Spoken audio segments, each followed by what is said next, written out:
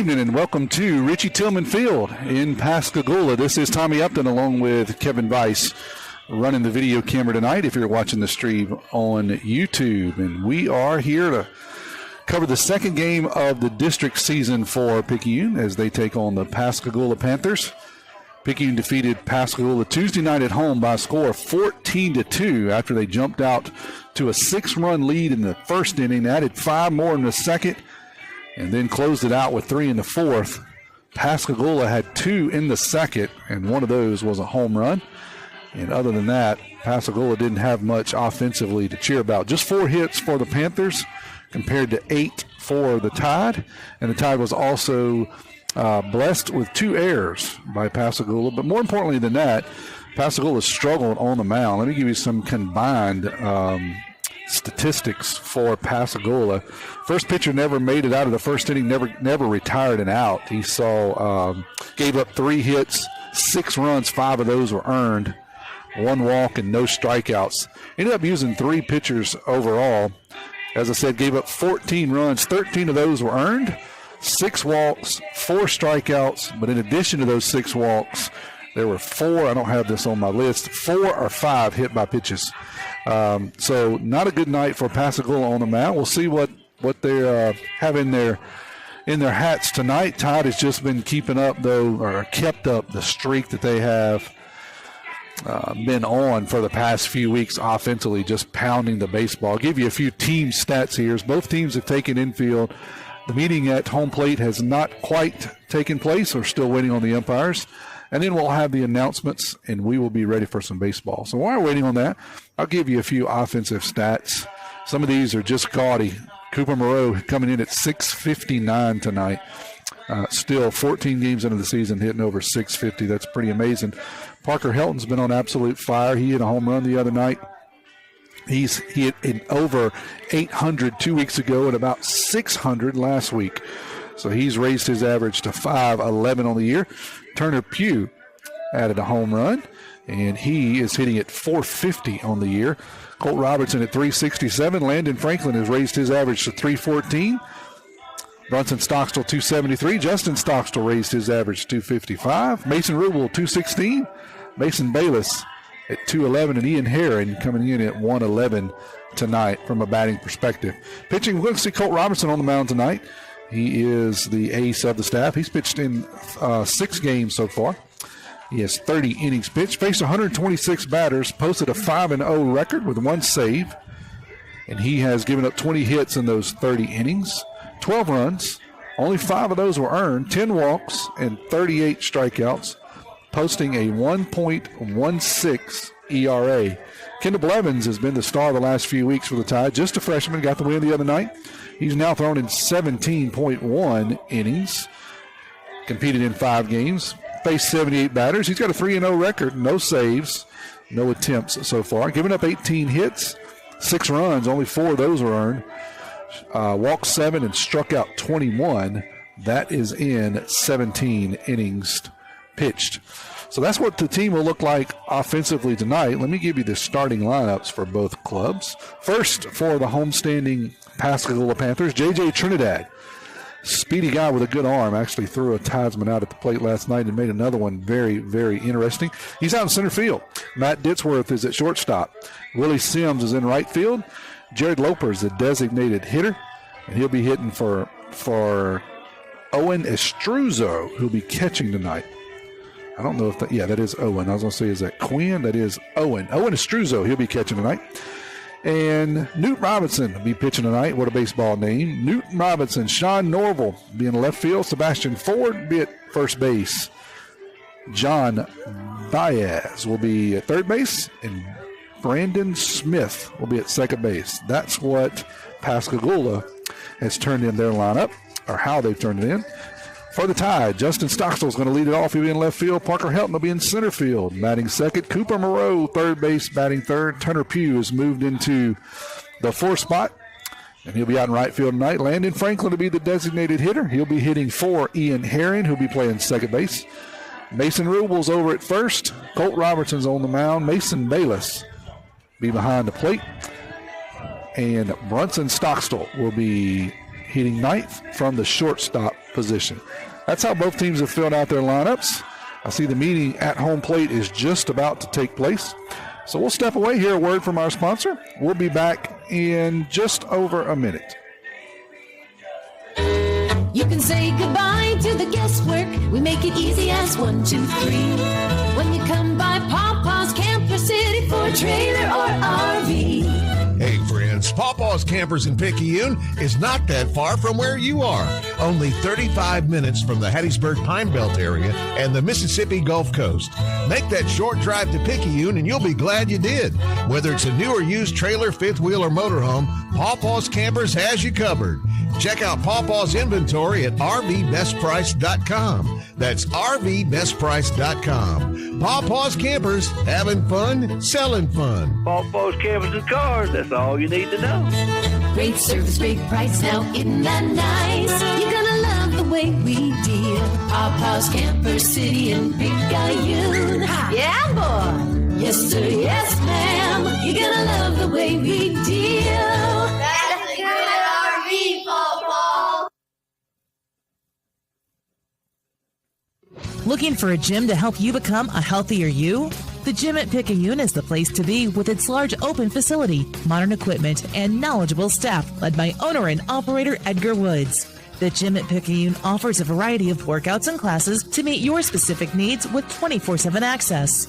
The gym accepts silver sneakers, which is available at no cost for adults 65 plus through select Medicare plans. More space, more equipment, more growth. The Gym at Picayune.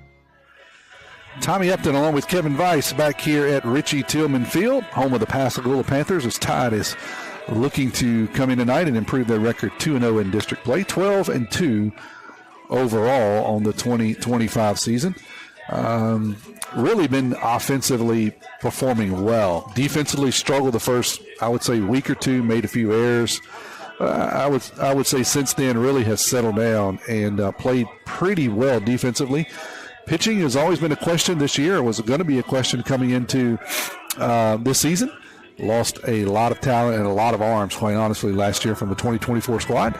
We knew we had a couple of arms. Knew Colt Robertson was going to be there. We knew we had a couple other guys that we could take on and get some innings out of, and that's been the case. So it might be pitching by committee, especially on a Saturday. But so far, the young Blevins has done well as the Tuesday night starter. And, of course, Colt Robertson's going to anchor the staff from the Friday night position. And then it's my understanding that Parker Helton's going to get the ball tomorrow at 1 o'clock for the game 3 of this series. And then after that, we've got several arms in there, and hopefully Colt can give us 5 or 6 good innings tonight. We don't have to dip into that bullpen. So that's the status of pitching tonight. Coaches are just finishing up their meeting out at home plate. As I said, both teams have already taken the infield, so we're just waiting on this to finish up. And then we'll have the announcement of the teams. I'm sure they're going to play the anthem, and we'll be ready for baseball. We'll step away here for 30 more seconds. You're listening to Maroon Tide Baseball on WRJW. First Place Express Car Wash in Picayune would like to say a huge thank you to their loyal customers. First Place Express Car Wash is happy to serve its local community with 2 locations, Highway 11 North just past Coast Electric and Highway 43 South just a quarter mile east of I-59 at Exit 4. First Place Express Car Wash is locally owned and operated. You know they'll treat you right. Remember, when it comes to your vehicle shine, First Place Express Car Wash in Picayune will have you saying, if it doesn't shine, it ain't mine. Nobody protects you from mayhem like Allstate. I'm thick-cut bacon sizzling on your stove. And while you were over there smearing your bagel, this little piggy went on a splatter spree. And if you don't have the right home insurance coverage, you'll be crying wee, wee, wee over this fire in your home. So get Allstate. Jason Pygott has offices in Picayune. Make sure you have the right coverage. Give the Pygott Agency a call today. 601-798-7005. Subject to terms, conditions, and availability. Allstate Vehicle and Property Insurance Company and affiliates, Northbrook, Illinois. Welcome back to Richie Tillman Field, home of the Panthers. They're getting ready to announce the teams. I'll recap while they're doing that. We've got just another minute or two before action starts tonight. Looking ahead, tomorrow we'll host Pascagoula again. Game 3 of the series. If you're unfamiliar with how the district works in baseball, it's a 3-game series each week. So Tuesday, Friday, Saturday is the general structure. This week we had 2 games at home, and then Friday night, of course, here we've traveled to Gula. Next week will be the same setup. We'll do West Harrison Tuesday night at the Kirk. Friday night we'll travel to West Harrison, and then Saturday at 1 o'clock back at the Kirk. Following week, which is the first week of April, we'll play George County. We'll travel twice that week, Tuesday night and Saturday, and we'll play them at home on Friday night. And the following week, Hancock will have a Tuesday, Friday, Saturday. Tuesday, Saturday at home. Friday will be away. And then closing out the season, the week of Easter, will be Long Beach at home on Tuesday. And we have a Thursday night game that week, Tuesday, Thursday, Friday, for the final week because of Easter. Be Tuesday, Friday away, and Thursday at home. So that's who we got coming up. West Harrison, George County, Hancock, and then Long Beach. And that'll be the rest of the regular season for the Tide. Tide comes in tonight 1-0, 14-2. They pounded Pascagoula the other night. And Pascagoula looked very undisciplined in the field. We'll see if they were just a bit shell-shocked or if they can contain that tonight. Over the last few weeks, Tide has played really, really well. Last week they played in the Battle at the Beach. They beat St. Martin 4-0 on Friday night. And then last Wednesday night they played Pillow Academy out of Greenwood, Mississippi. Beat them 8-2. The week before they swept Poplarville 6-5 and 10-7. And then also beat Ocean Springs that week 5-2. The week before that was their last loss, February 25th. They split with St. Patrick. St. Patrick beat them 22-10 in a football score, where a game that Picayune just could not get anything going in the first inning. Before you knew it, it was 11-0. And I believe Picayune committed 7 or 8 errors that night. Just an ugly night for the Tide. Thankfully, that's been in the past now almost a month ago. They came back to beat St. Patrick Friday of that week, 10-9. And then before that, beat Pass Christian and Bay High a couple of times, along with St. Stanislaus. And then the only other loss was against Archbishop Rummel out of New Orleans, and that was a 9-0 affair. So it looks like we're going to get ready for the anthem here. I'm going to switch over and let you hear that, and we'll be ready for baseball.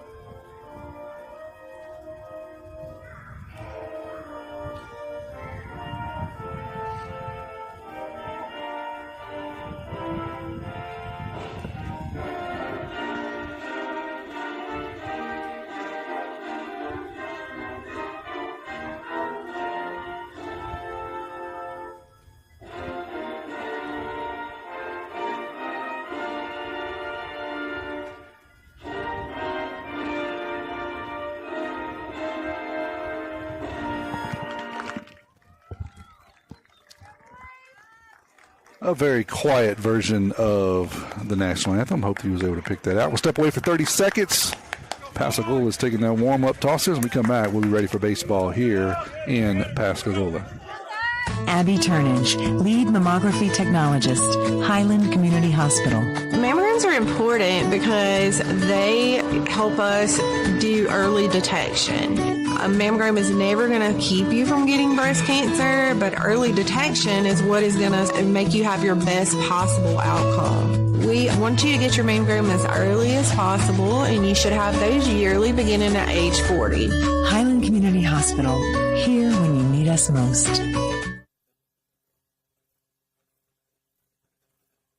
Bring your RV to Pawpaw's Campers Service Department for their free 42-point service inspection. Call JT or Ashley at 800-728-2267. It's free. That's a good RV, Pawpaw. Newt Robinson on the mound tonight for Pascagoula. He is finishing up his warm-up tosses. Throws from the right side. Looks like a tall kid. Has some pretty good control issues so far. We'll see how he does as he settles in. Looks like he has a good live arm. We're down here close, right behind the backstop. So got a good view tonight. Also got a good view of the cold wind blowing in. It is chilly here in Pascagoula. So it looks like we're ready to get underway. Justin Stockstill's going to lead it off for the Tide. And the first pitch of this inning and every inning is brought to you by your hometown bank, F&B Picayune. Hometown community spirit, hometown community pride.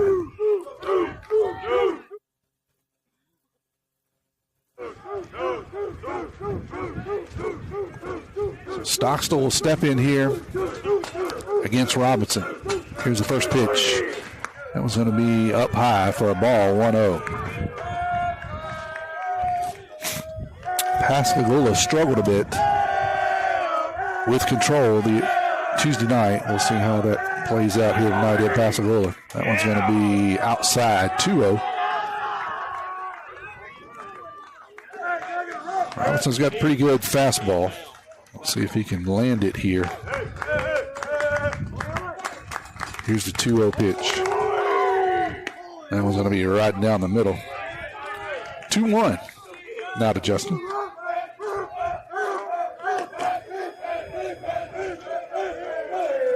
Parker Helton on deck. Swing and a miss. Justin just a bit tardy on a fastball. 1-2-3 for the Tide. All hit from the left side against the right-handed throw in Robinson. Here's a windup in the 2-2 pitch. That one's going to be just inside 3-2. Good take there by J Stock.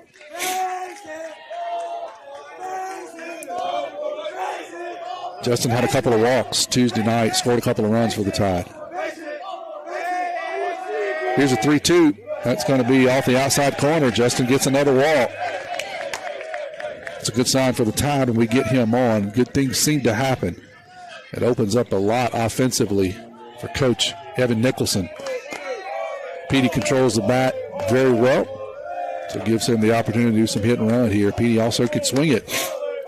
He pumped one out the other night at the Kirk. That's hard to do. The ball does not travel that well there. 3 home runs, though, Tuesday night. Here's the first pitch. Petey's going to swing and miss, 0-1. Just underway here. Richie Tillman Field in Pascagoula. No outs, runner at first. 0-1 to Petey. Throw over to Justin. He's back easily.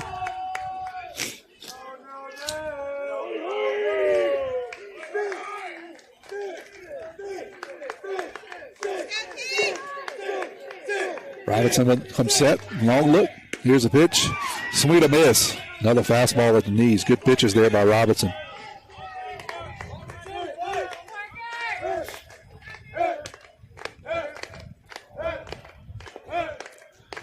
Oh, 2 now. Petey's got himself in a hole. Chokes up a bit. See if he can put something in play. He's been on fire. Going to foul that one off. But just trying to stay alive against a good live fastball from Robinson. We'll see what kind of breaking stuff he's got. Hasn't thrown one yet. But he's got Helton down in a hole, 0-2 here.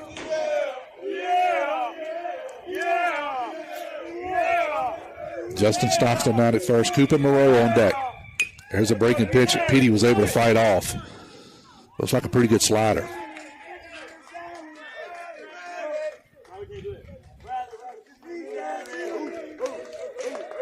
These two teams will do it again tomorrow at the Kirk. Trying to secure the series tonight with a win. That one's going to be hit hard back up the middle. That'll be a base hit by Parker Helton. He got a fastball in on the hands, and he hit it hard out into center field, and Parker's never going to stop. And he'll get into second with a double. Parker's one of the most aggressive base runners I've seen in a long time. Had a coach tell me when I was playing that your double and a triple is really made up in your first 3 steps out of the box, and Parker's one of the best I've seen at getting out of the box in full speed. And so that time, even though it really just was a one hopper to the center fielder, a little bit in the gap, Parker never stopped, and he checks into second, and that will put Justin Stockstill over at third. Set the table for Cooper Moreau. who's hitting at a measly .659. It's been a spot he's been able to drive in some runs for the Tide, looking really to make a statement early as they did the other night. It's by scoring 6 in the first inning. First pitch is going to be way up high. It's going to get over the head. Here comes Justin. He'll get in there standing up. The Tide will score the first run on a pass ball.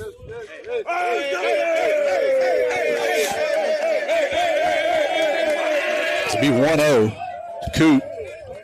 Parker gets down to third. A lot of foul territory here at Tillman Field. One of the few stadiums we play in, quite honestly, that has this much foul territory. This reminds me of the old fields. The new fields seem to have very short foul territory behind the plate. This one's old school. A lot of foul territory down both lines, too. Here's a 1-0 pitch. That was down low. 2-0 now to Coop. Turner Pugh on deck. He went big fly the other night also.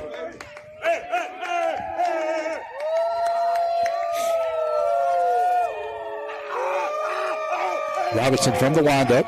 Here's the pitch. That's going to be hit hard and foul. 2-1.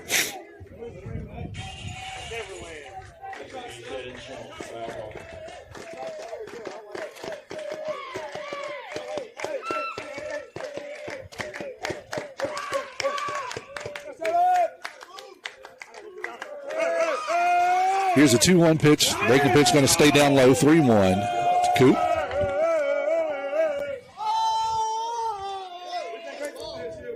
Coop Sr.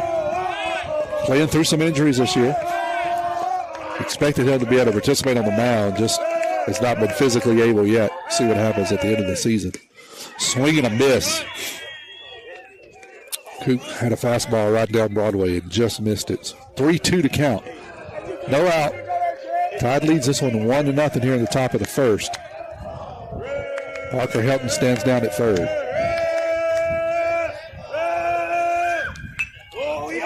Foul ball by Coop. We'll keep it at 3-2. Robinson with a good live fastball. See if he can get ahead of hitters and mix in what appears to be a pretty decent breaking pitch, too. Just hadn't been ahead. That one's down. Good job by the catcher to keep it in front. That'll be ball 4. Coop will head down to first. That'll bring up Turner Pugh. Runners on the corner now for the right-handed hitting Pugh against the right-handed throwing Robinson.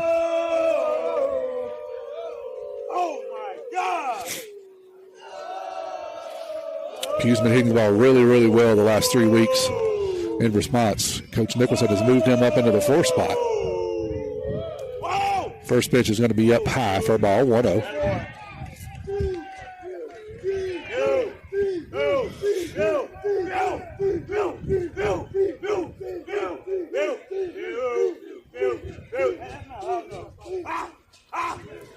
Coop with a good lead over at first. Helton into foul territory over in second. There goes Coop. They're going to throw it short. Shortstop's going to try to get it back, and the ball's going to kick away safe. So the shortstop tried to cut it and had a pretty good relay. But Petey's able to slide into the tag, knock the ball loose, and that'll be the second run for the Tide. And the count will go to 2-0. So Coop will stand down at second now. A stolen base. Tide sends that runner to first, forces a throw, and then able to capitalize by scoring that runner from third. So now we got runner at second, 2-0's the count to Pugh. That was going to be up high now.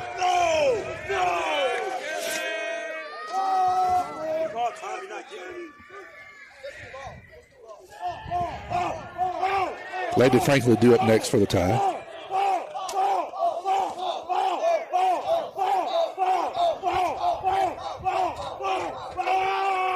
Long look at second by Robinson. Here's the pitch. That one's going to be outside. Ball 4.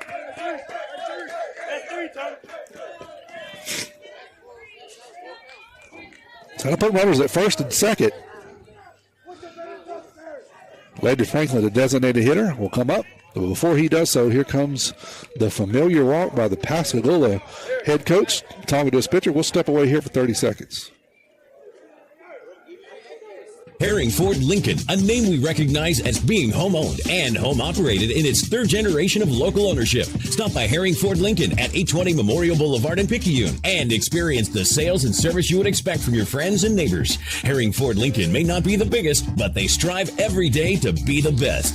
The Herring family and Ford Lincoln have been a winning combination for years in the Pearl River County area and the surrounding area, and they will serve the area for generations to come. Herring Ford Lincoln, a hometown tradition. Back here at Richie Tillman Field, home of the Pascagoula Panthers, where the Tide has jumped out to a 2-0 lead here. Nobody out. We've got runners at first and second.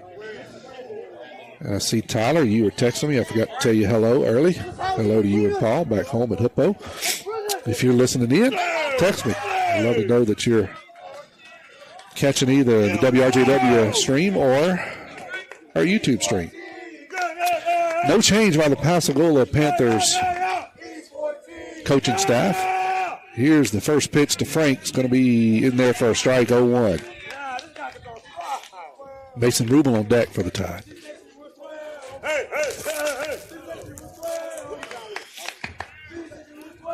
Infield in on the grass all the way around. Breaking pitches outside, 1-1.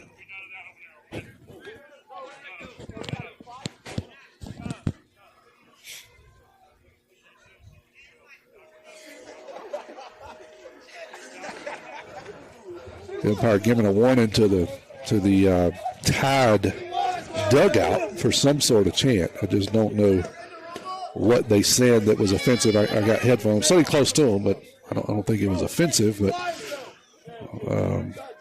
Coach Evan is a little animated in his discussion with the umpire. So we'll see whatever that was. They had their discussion. Everybody will reset. We'll end up same way we were, first and second. 1-1's going to be the count on Frank. Robinson going to pitch from the stretch. Infield still in. On the corners. Now the middle infielders have moved back. Double play position. 2-0 here. Top of the first. Nobody out. That one right down the middle. 1-2. Mason Rubel on deck.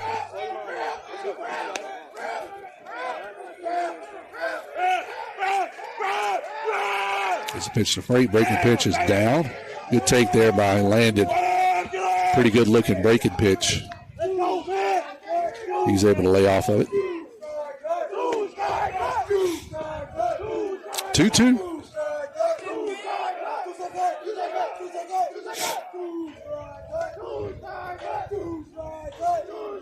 Robinson shakes off the first pitch, gets a second, comes set. Here's a 2-2. Swing and a miss by Frank. That'll be strike 3. The runners will move up as the ball kicked away from the catcher. So 1 out now. Runners at second and third. That'll bring up the first baseman, Mason Rubel. A couple of guys texting in. Let me get you guys on. I told you to do it. That one's going to be in there for a strike, 0-1. Kurt Smith listened in, said, happy birthday to Jim Smith. Happy birthday, Mr. Jim, former Maroon Tide alum. Peyton Wells. That one's going to be down in the dirt, 1-1 now to Rubel. Hello, Peyton. Glad you tuned in. Another Maroon Tide alum. Here's 1-1. We got runners at second and third here. 1 out.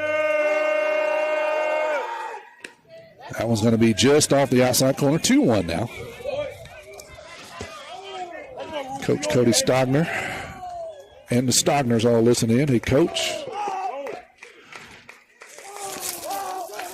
On a chilly night here in Pascagoula. That one's going to be in there for a called strike. Mason didn't like it, but it looked okay from here. So he's got to roll up and fight here. 2-2, 1 out. Runners at second and third. He's been seeing the ball pretty well the last couple of weeks. See what he can do here. 2-2. Lays off a pitch. That's going to kick away from the catcher, and that will score another run on a pass ball. Cooper will score.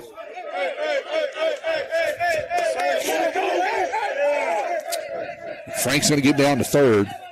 3-0 now to score. 3-2 is the count I have. Scoreboard shows 2-2. See what Mason can do here with a full count. Robinson's going to go from the windup. Swing and a miss. Threw a fastball by. Just a heater upstairs. Mason couldn't catch up. So 2 outs now for the pitcher, Colt Robertson.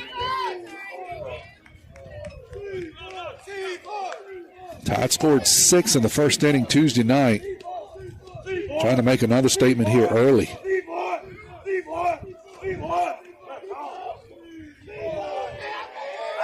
Robinson is going to step off. Robinson throwing to Robertson.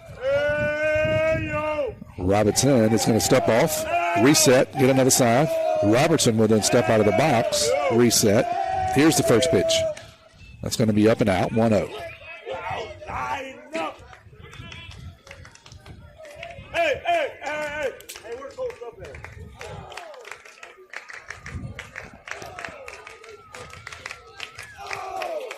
One of the pitches is going to be fouled out of play down the first base line.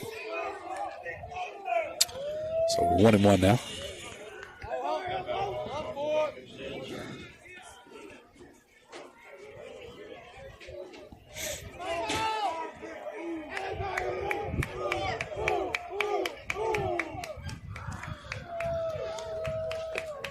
Long look, and here's the 1-1. That's going to be down. Kicks away from the catcher, but not far enough to score. Sorry, that's Turner Pugh. I said Frank earlier. I apologize. That's Turner down there at third base. Not quite far enough. 2-1's a count, 2 outs. Runner at third. 3-0 here in the top of the first. That one's right down the middle. 2-2 now. Colt.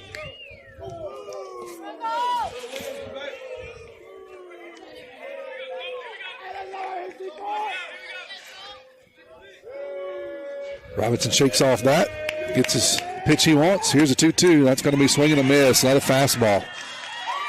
So the Tide strand 1. They do score 3. We'll head to the bottom of the first. You're listening to Maroon Tide Baseball on WRJW. At Sonic Drive-In of Picayune, Tuesday after 5 p.m. till close is Family Night with half-off cheeseburgers. Sonic Drive knows how hard it is sometimes to feed your whole family, and we want to give you a break on Tuesday nights. Half-price cheeseburgers. It's how Sonic Drive-In helps you feed your family. Remember that Sonic Drive-In of Picayune on Highway 11, just north of Highway 43 North, is happy eating at its best. Tuesday's Family Night with half-price cheeseburgers. That's what you get at Sonic Drive-In of Picayune. We got your back, hey. Back pains and injuries, Dr. Moore understands. No more pain, no more hurting, she just uses her hands. She got the #1 clinic that I recommend. She has a lovely crew too, and they'll fix you right up. So call Dr. Moore when that pain gets rough. Cause we got your back, ayy, we got your back. We got your back, ayy, we got your back. We got your back, ayy, we got your back.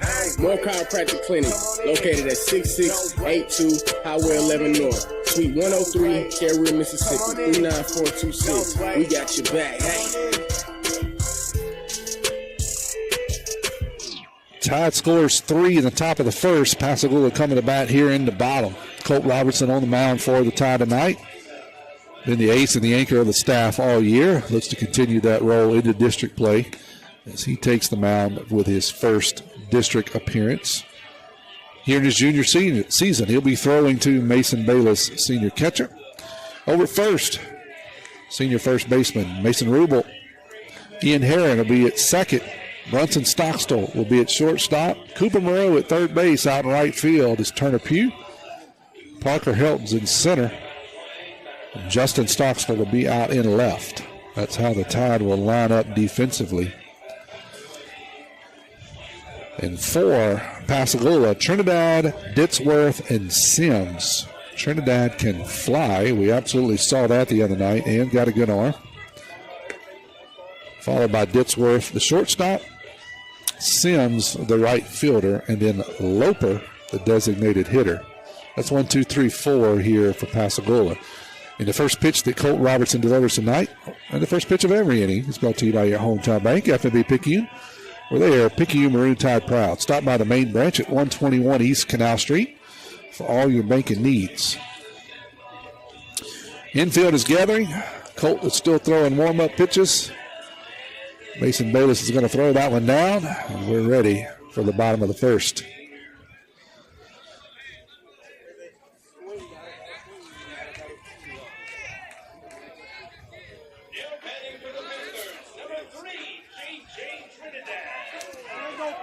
So here's Trinidad. He hits from the left side.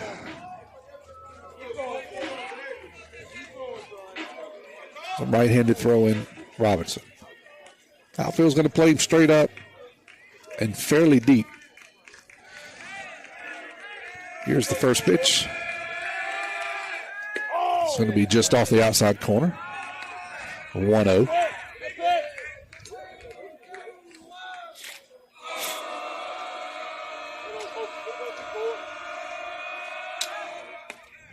Well, the pitch is going to be up for a ball. 2-0 now.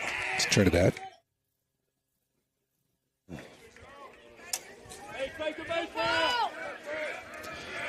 Robinson gets a sign, and here's a 2-0 pitch. That one's going to be right down the middle, 2-1. All fastballs so far.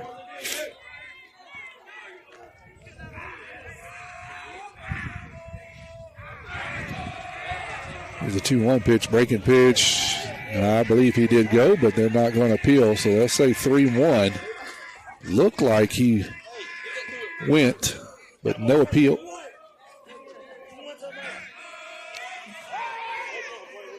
It's 3-1 now. First batter here at the bottom of the first. That one's going to be called strike on the outside corner. A little bit of delay from the umpire, so if I pause a minute, I just want to confirm what he's going to call. Here's a 3-2. That was going to be ground. It's going to be trouble up the middle. Harrod's going to get it. It kicks off of his chest, but I don't know that he could have thrown out Trinidad anyway, so we're going to score that a single. Ball's hit right back up the middle over the top of second base. Herron does a good job getting over there, squaring it up, taking it off the chest, but no chance to throw out the speedy Trinidad. So he'll stand out at first. Shortstop Ditsworth will step in. He hits from the right side. So first hit of the night for Pascagoula. Robertson will check him over at first. He's back safely.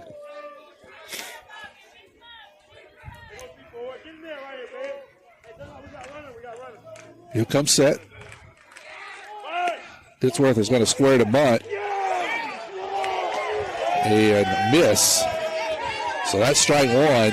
Mason Bayless is going to throw behind the runner down at first. It's a bang-bang play. Good tag there by Rubel, but he is safe. So we'll see what Ditsworth does here.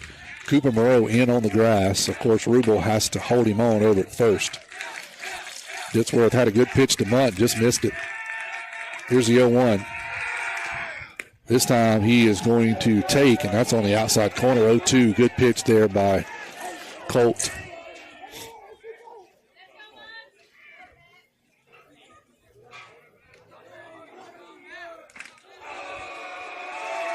The 0-2 pitch is going to be outside. 1-2 now. Sims, the right fielder, due up next. Dole Ash watching. Hey, Dole. Pray for you guys. Here's a 1-2 pitch. Nobody out here at the bottom of the first. That one's going to be hit. And Bunsen cannot quite stab it. Not hit very hard. Line drive over the shortstop. Just couldn't quite get there. So that'll be a single out into left field for Ditsworth. On 1-2 breaking pitch. That'll bring out the right fielder, Sims. He's going to hit now with runners at first and second. It's Pascagoula trying to mount a little bit of an offensive attack. They struggled the other night outside of the one inning where they hit a home run and drove in another run. They had really had nothing to show for it. tonight so far, 2 back-to-back singles to start the game off. Loper, the designated hitter, due up next. Here's a pitch. It's going to be squared to bunt, but it's up high. He'll take that for a ball. 1-0.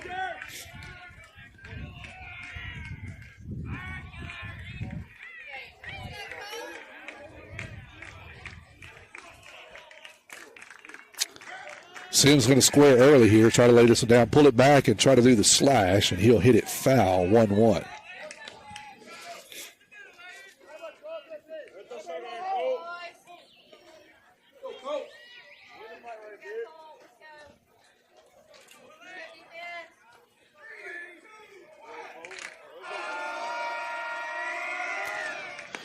This time he is going to attempt to bunt again, and he pulled it back, so 2-1. Another snap throw by Bayless down to first. This time Ian Herring has to cover as Rubel is charging. Good job done by Herring, making an acrobatic catch, saving the ball from going out into right field and scoring 1, maybe 2 runs. So everybody will have to hang loose at their respective base. 2-1 is the count. Nobody out here in the bottom of the first. 3-0 Tide leads it. Robertson with a double look at second. Now third. Here's the pitch. Ditzworth's going to square, pull it back. That'll be ball 3. All those pitches are high. 3-1.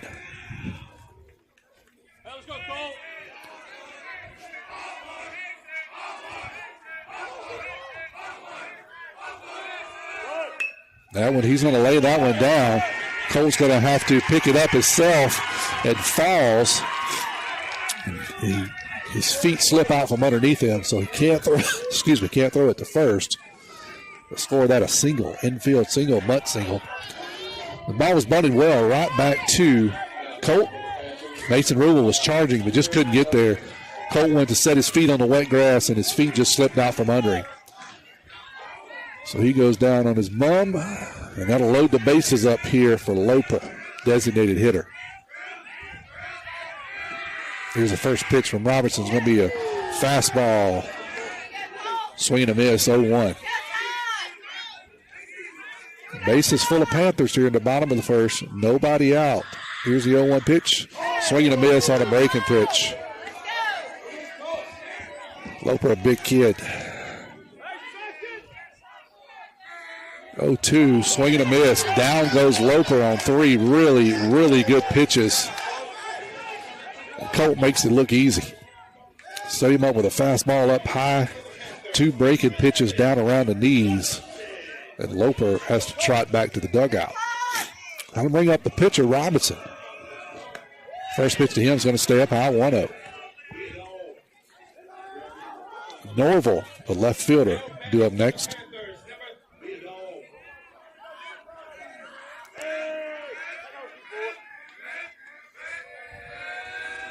That one's going to stay up high. 2-0 now.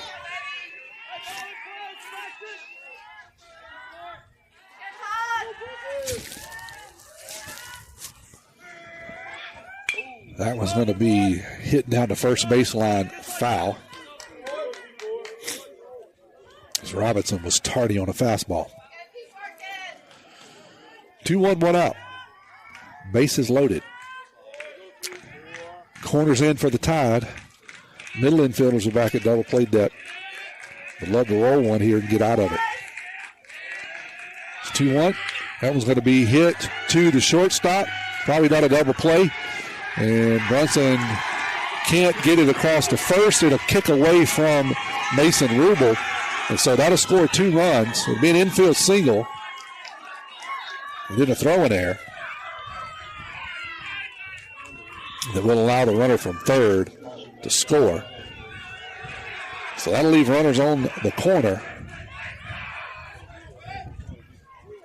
2 runs scored there. 3-2 now the score. Robinson hit it in the 5-6 hole. Brunson Stockstill did a pretty good job getting around it. Had a bounce throw over to first. Rubel was able to knock it down, but it got away from him. Kicked down the first base line, allowed the second run to score. It's 3-2 now. As I said, runners on the corner, 1 out at the bottom of the first. 3-2. Here's Norval, the left fielder.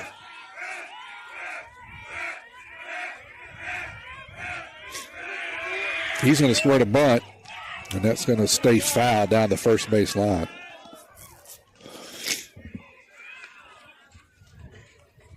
Pascagoula showing a lot of small ball here. Did not appear to be a suicide squeeze there, so maybe a safety. Norval looks like he can run too. So maybe even trying for a bunt for a base hit here. Runners on the corners. That was going to be hit and a single out into left field. That'll score a run.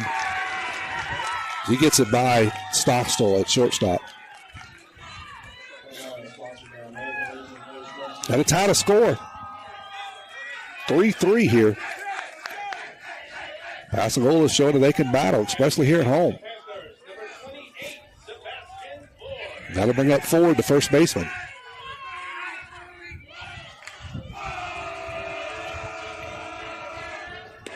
That breaking pitch is in there for a strike, 0-1. I believe Ford is the one to hit the big fly the other night for Pascagoula. A lot of power.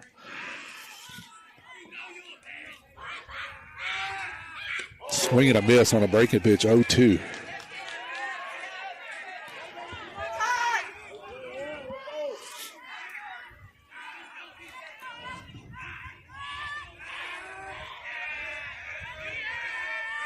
Long look at second. Here's the 0-2. Swing and a miss. So down goes Ford. 3 pitches. And that'll bring up Baez. He's going to hit with runners at first and second here. 4 hits so far by Pascagoula.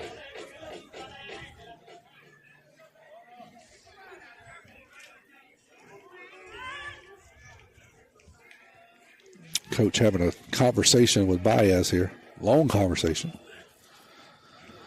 Not sure what kind of strategy you can come up here with 2 outs and runners at first and second, but we'll see. Maybe just tell him to calm down a bit.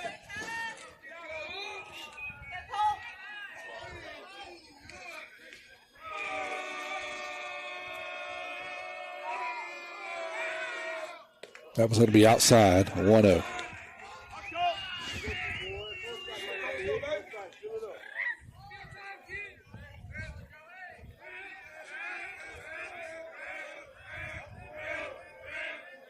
Here's a 1-0 pitch from Robertson. That was going to be hit back up the middle. Stocks will get it. Steps on second base for the 3rd out of the inning. So Pascagoula will leave 2. They score 3. Headed to the top of the second. 3-3 ball game. At Pearl River Community College, my story starts here. Join the Wildcat family and find your path to success today. When you enter Wildcat Country, you're more than just a student, you're family. We welcome everyone, from recent high school grads to returning students or career changers. With pathways that cover every dream and goal, PRCC offers a place for you to grow, learn, and succeed. Come be part of the tradition of excellence and let's start your journey together at Pearl River.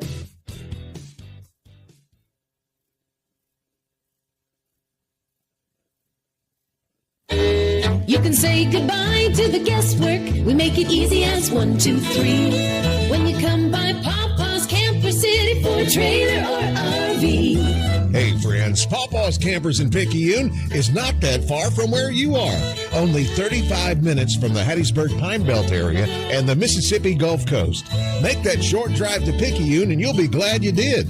Whether it's a new or used trailer, fifth wheel, or motorhome, Pawpaw's Campers has you covered.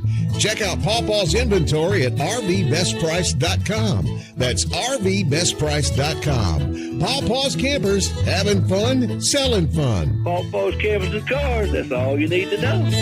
Great service, great price, now isn't that nice? You're gonna love the way we deal. Papa's Camper City in Picayune. Yeah, boy. Yes, sir, yes, ma'am. You're gonna love the way we deal. That's a good RV, Pawpaw. You can say goodbye to the guesswork. We make it easy as 1, 2, 3.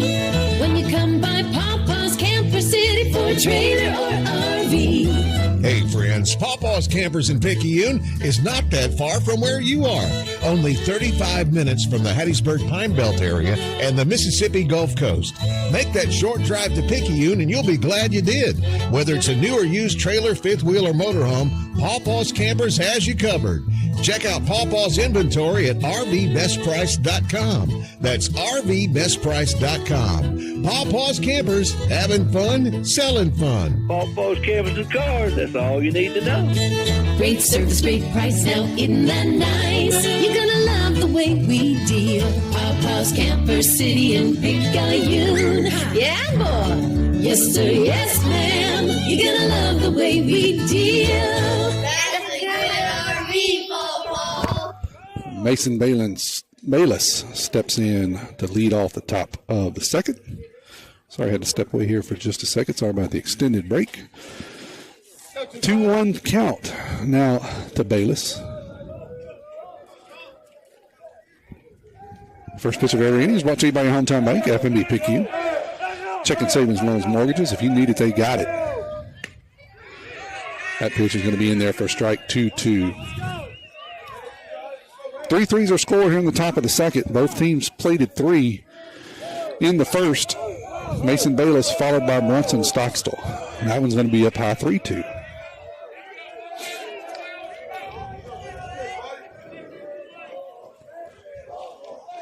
Pascagoula struggled offensively the other night, showing they've got a little bit of life here at home tonight as they match the 3 runs the Tide plated in the top of the first. Here's a 3-2 pitch. That's going to be grounded over the head of the third baseman, and that'll be a hit down the third base line for Bayless. So he'll lead off here in the second with a single. Bayless just didn't get much of it, but got enough of it to chop it over the third baseman's head. And he'll stand down at first, and then he'll give way to Ben Bird as a courtesy runner. So a Bird at first. That'll bring Brunson Stockstill to the plate. Shortstop, utility player for the Tide.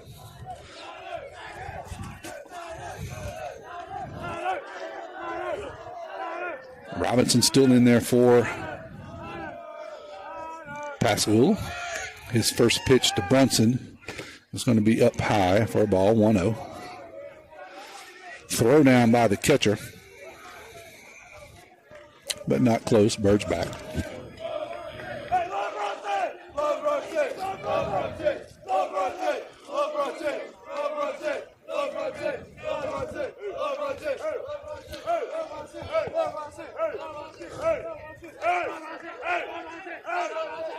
Long look in by Robinson. Stockstill's going to ask for time and step out. Robinson's done that a couple times tonight. Just doesn't seem to like the first or second or third or 12th sign, so he shakes it off and gets a new one. Going to be a throw over to first. Being a little late, but was able to get back. Brunson squared like he was going to bunt, so we'll see what he's going to do here with a runner at first. Flip it over to the top of the lineup. Justin Stockstill do up next. Brunson will square here, pull it back and try to get one through the infield, and instead he's going to hit. Ooh, that was very, very close. I was going to say him do a double play. Hits to the shortstop. Shortstop steps on the bag, throws it into first. It's bang, bang at first, and Brunson beats it out. So we'll call that a fielder's choice. As Brunson tried to slash, hit it hard, but the shortstop was playing just about on top of second base. He's able to field it, step on the bag, get Bird out easily, and almost roll a double play. Instead, Brunson will stand down at first now with 1 out. Justin Stockstill step in. Justin walked his last time up. It's 3-3 here in the top of the second. That one's going to bounce. Ball 1.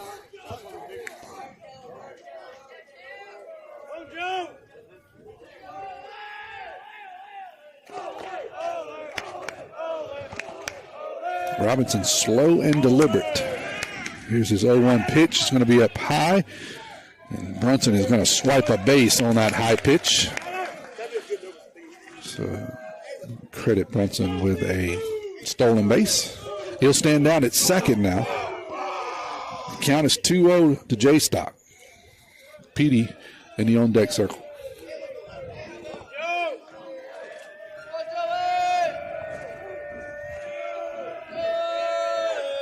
That pitch is going to be grounded to the third baseman, but just foul. So it'll be first strike, 2-1.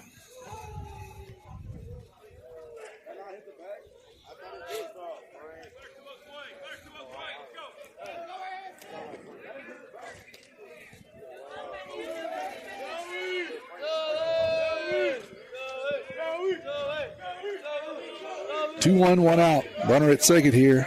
Top of the second inning. That one's going to bounce. Good job by the catcher blocking it up. So 3-1 now.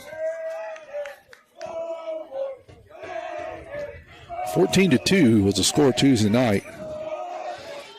Tide tried to match that momentum by plating 3 in the first. Pascagoula answered by plating 3 of their own.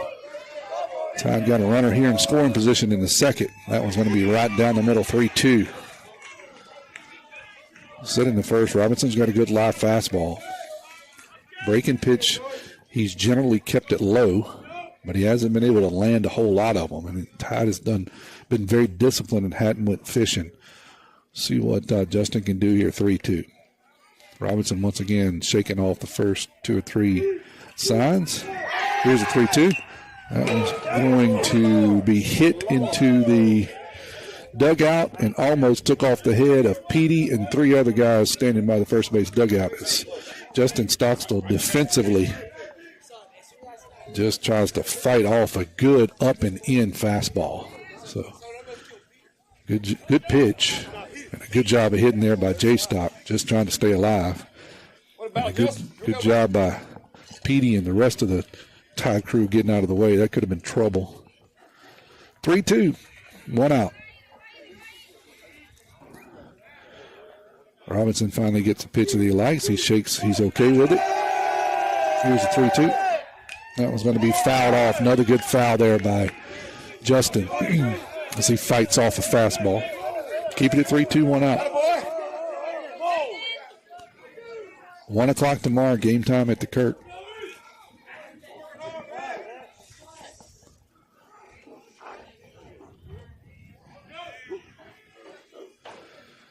Brunson with a good lead at second.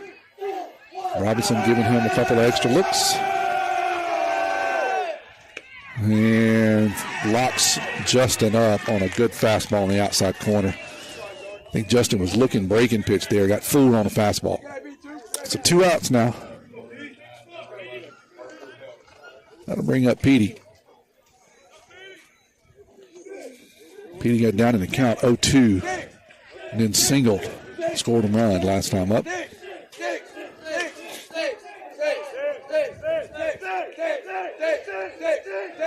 Cooper Moreau would be due up next. Breaking pitch is going to stay down low, 1-0.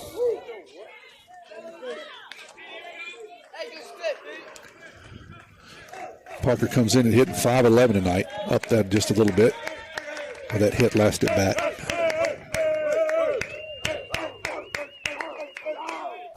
That one's going to be in there for a strike, 1-1. Good fastball at the knees. If Robinson can live there and throw some breaking pitches, he can be tough.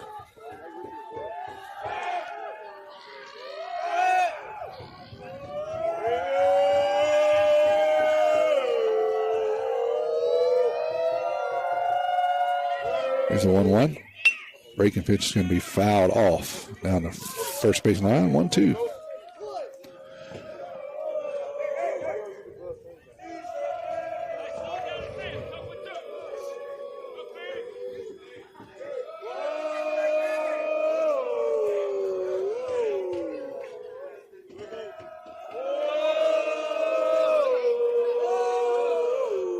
Another long and deliberate look by Robinson.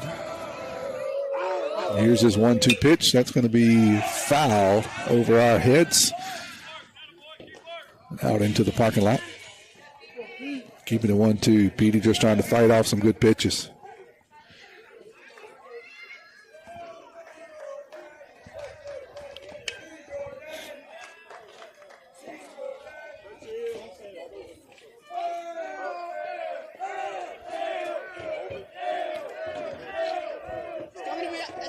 One-two pitch.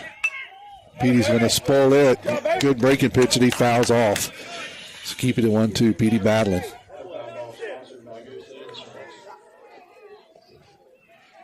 Good fastballs, and the curveballs seem to be landing here in the second inning for Robinson. A little more control of them.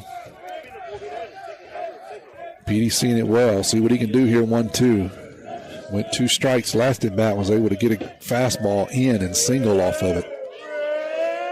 Another 1-2 pitch. That one's going to stay low. Parker laid off of a breaking pitch in the dirt. 2-2.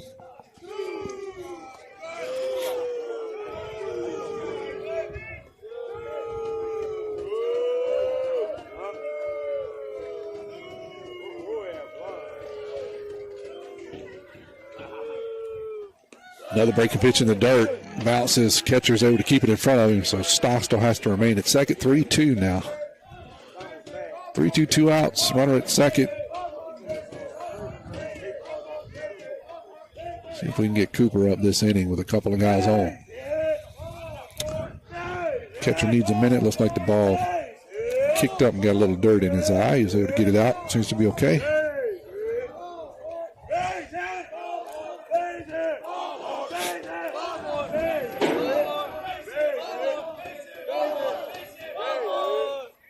That one's going to be ball 4. Robinson does a little hop on the mound as he doesn't understand where that was. From my position, it looked pretty close. I'll just say that, but I'm looking across the plate, so I don't have a good view of left to right. But Robinson thought it was close. Pascagoula coach obviously questioning it. The umpire's giving him an explanation.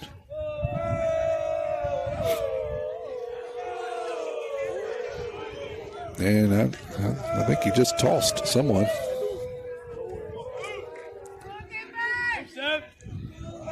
He's writing in his book and he pointed. We'll see what comes out of that. Yeah. Looked like he tossed him with a sign, but I'm not sure what's happening here. We'll see. Nobody's leaving. Coach is writing in his book, or the umpire is. I don't know if he's writing a warning or what he's doing, but probably a little chatter on a really close 3-2 pitch.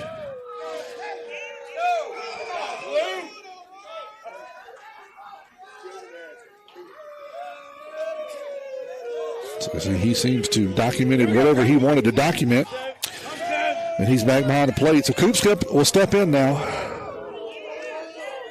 Brunson's at second. Parker is at first. We got 2 outs here in the top of the second, 3-3 ball game. Richie Tillman Field here in Pascagoula. That was going to be right down the middle, 0-1. Good fastball there. It's been a spot where Coop's been able to drive in runs, leading the Tide with RBIs this year. In that third spot, he seems to come up with runners on. More times than not, he's been able to drive them in. That one is going to hit Coop, a breaking pitch. Let's go, Turner! So he'll head down to first and load the bases for Turner Pugh. A breaking pitch hit him in the buttocks. And that'll bring up Turner Pugh. Turner walked his last time up. No official at bats. He'll hit here with 2 outs. Robinson going to go from the windup with the bases loaded. Swing and a miss on a big fastball, 0-1. He can run it up there. Don't have a gun on him tonight, but I would say that he is mid to upper 80s. He can run it up there from the right side. Here's the 0-1 pitch. That one's another one up in his eyes. Turner chased it, 0-2. Just a high heater. So set up well here for a breaking pitch low. We'll see what he does here, 0-2. 2 high heaters. There it is, swing and a miss, strike 3. You could see it coming. 2 high heaters and a really good breaking pitch down around the knees. Turner goes fishing. So the Tide will strand 3. We'll head to the bottom of the second. Got a 3-3 ball game here on WRJW. Herring Ford Lincoln, a name we recognize as being home-owned and home-operated in its 3rd generation of local ownership. Stop by Herring Ford Lincoln at 820 Memorial Boulevard in Picayune and experience the sales and service you would expect from your friends and neighbors. Herring Ford Lincoln may not be the biggest, but they strive every day to be the best. The Herring family and Ford Lincoln have been a winning combination for years in the Pearl River County area and the surrounding area, and they will serve the area for generations to come. Herring Ford Lincoln, a hometown tradition. Highland Community Hospital wants to help you get back in the swing of things with its transitional care unit.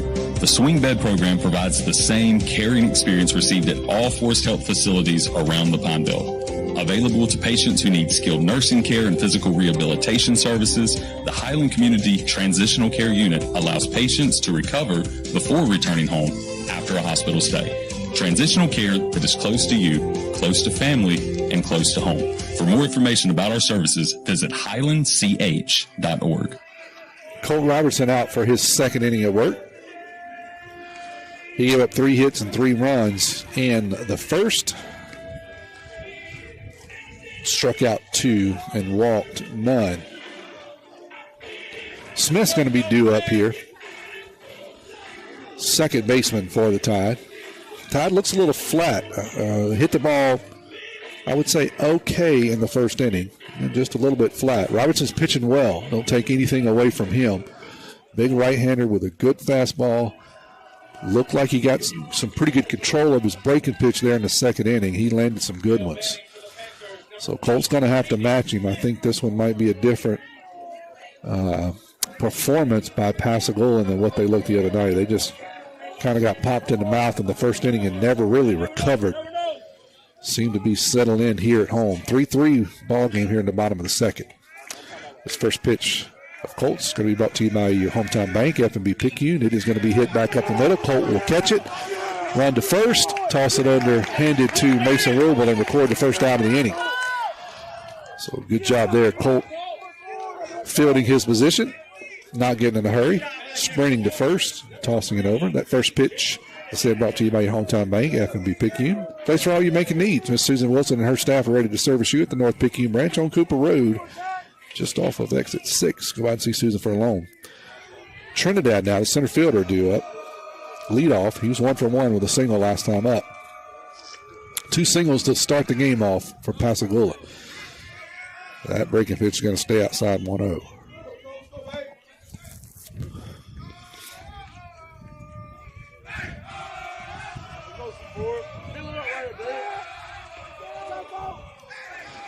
Here's the 1-0 pitch. It's going to be just outside 2-0. Tide wanted that pitch.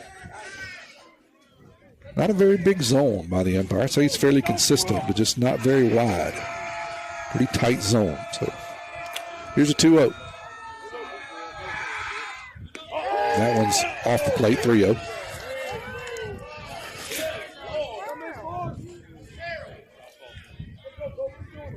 Neither side happy with a strike zone, but I don't know that many games where either coach is happy with a strike zone. That one's right down the middle, 3-1. But honestly, as a player, what you can ask for is consistency, and he's been pretty consistent. As I said, just narrow, not very big. Here's a 3-1. That was going to be hit out into center field, and Trinidad's going to have his 2nd hit of the night. He'll get one in on the fist, but he's able to get it out into left center field for a single. He can run also, so he'll stand out at first. Ditzworth, the shortstop, due up here. Tried to bunt, missed a couple of times his first at bat, then he was able to single, and he scored a run.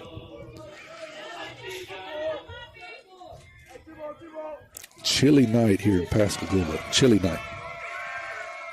That one's going to be up high, 1-0. So if you're watching from back home, then drink some coffee or a hot chocolate for us sitting out here in the cold. Kevin and I bringing the game to you. Robertson's going to come set. Trinidad with a big lead at first.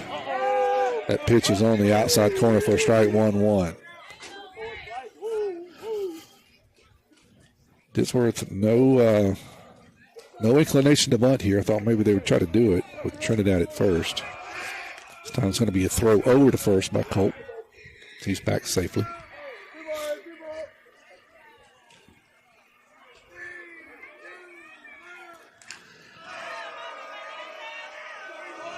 Another long look at first by Colt. Trinidad's going to fake it. That pitch is going to stay up high.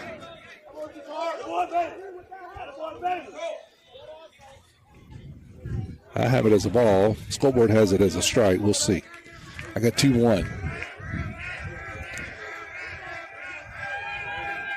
One out here in the bottom of the second. That was going to be fouled off. So 2-2.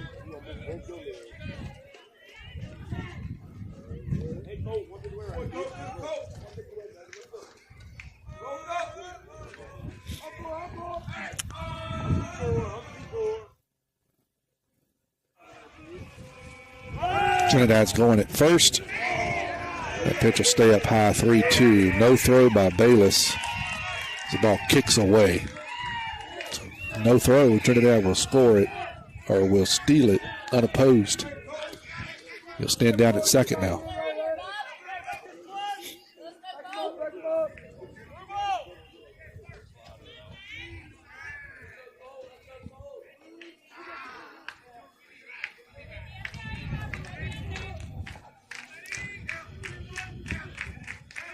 Here's a pitch from Robertson. That was going to be up high. So scoreboard was right. I missed a pitch somewhere, or I added a pitch. There's a 3-2 pitch now. Sims due up next. Swing and a miss. Down goes Ditsworth on a good breaking pitch. I'll bring up Sims. He grounded out his last time up. Sorry, he reached on a fielder's choice. He'll hit from the right side. Loper, the designated hitter, would be due up next. First pitch is going to be down and out, 1-0. Wind blowing from right to left, really across the diamond.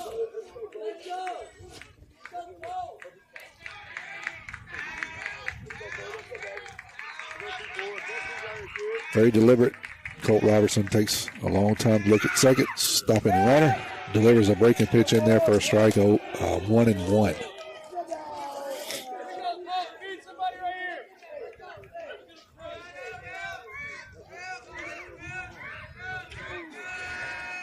Sweet a miss on another good breaking pitch, 1-2.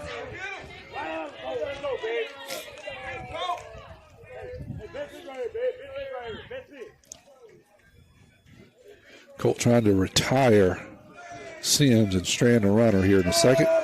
That one's going to stay up high, 2-2. Trinidad thought about it, had a good secondary lead. He'll stay at second.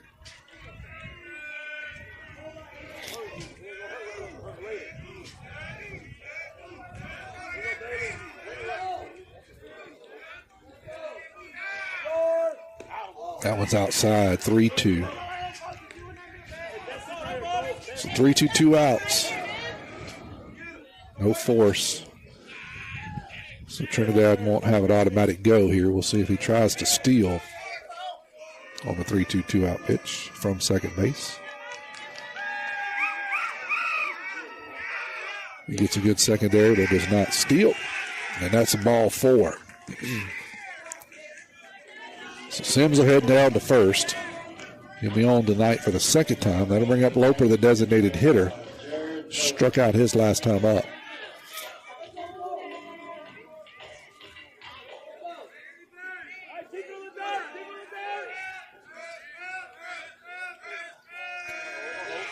First pitch there is going to be a swing and a miss, 0-1. Colt trying to stifle this little bit of a rally, a couple of runners on here, but 2 outs in the bottom of the second. 3-3 is our score.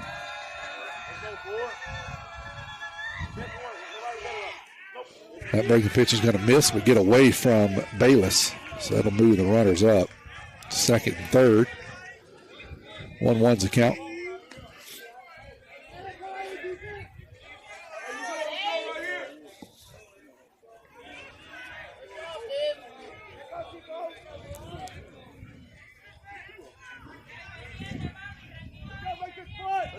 Nobody better right here, kid. Colts 1-1 pitch is another breaking pitch, swung on and missed, 1-2. It's been a steady diet of breaking pitches to Loper.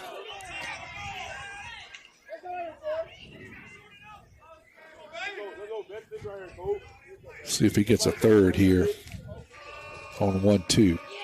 Fastball that he hits lightly back to Colt. He'll pick it up, toss it over to first. Pascagoula will strand 2. They score none. We're headed to the top of the third. You're listening to Maroon Tide Baseball on WRJW. Nobody protects you from mayhem like Allstate. I'm a torrential downpour. You can't see out of your windshield. And if you have the wrong car insurance, you might have to make it rain to fix your bumper. So switch to Allstate, save money, and be better protected from mayhem like me.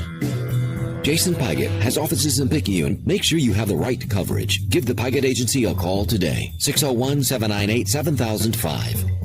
Based on coverage limits selected, subject to terms, conditions, and availability. In most states, prices vary based on how you buy. Allstate Bar and Casualty Insurance Company and affiliates, Northbrook, Illinois.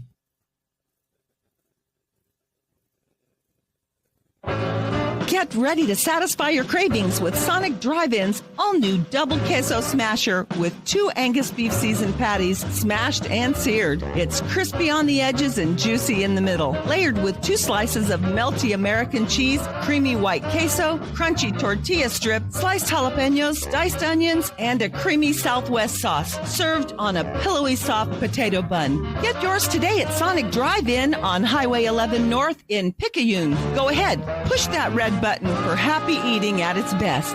Be first in line, order online at Sonic Drive. We're headed to the top of the third. Got a 3-3 ball game here in the second of 3 district games this week between Picayune and Pascagoula. Newton Robinson out for his 3rd inning of work. And the first pitch of this inning, and every inning is brought to you by your hometown bank, F&B Picayune. The customer's always first. Go by and see Chantel Thady at the West Canal branch for all your banking needs. Landon Franklin due up first for the Tide. Struck out his last time up. Mason Rue will do on deck. Robinson gave up a couple of hits in the first inning, 3 runs. Since then, he's kind of settled in with pretty good fastball. Started landing some breaking pitches. Looked like a completely different pitcher in the second. And that one's going to be in there for a strike. 1-1 to Frank. Frank, a senior, played that designated hitter role the last couple of years. Could also see him on the mound some in relief. That pitch is up high. 2-1 now to Frank.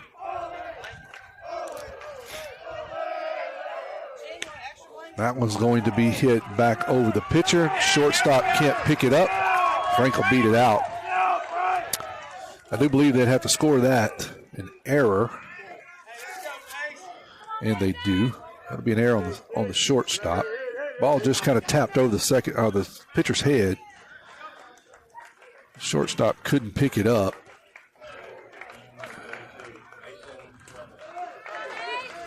So Frank will stand down at first.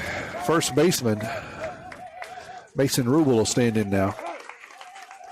If the Tide can get something going. Scored 3 in the first, nothing in the second. They have 5 hits so far. Sorry, 2 hits so far. That one's going to be hit at the shortstop. He'll flip it over to second, get 1, but they can't get the second out. So it'll be a fielder's choice by Rubel. Ball was hit in the hole. Shortstop had to go to his right. Good sliding catch. Good feed to the second baseman, but all that took up too much time. And no chance to turn double play. So Rubel will stand down at first now with one out. Colt Robertson will stand in for the Tide. His first pitch is a swing and a miss, 0-1.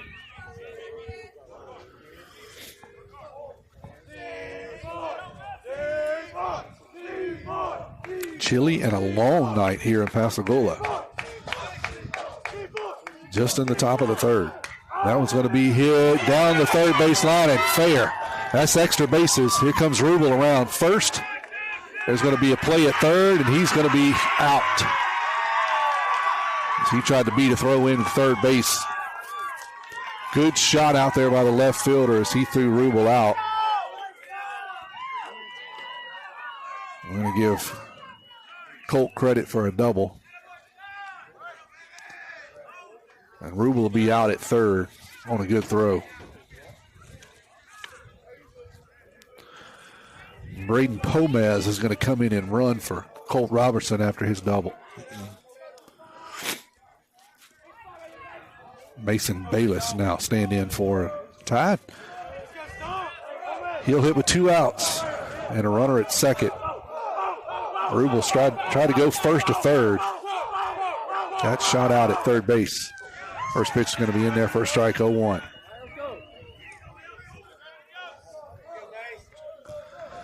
Brunson Stockstill due up next.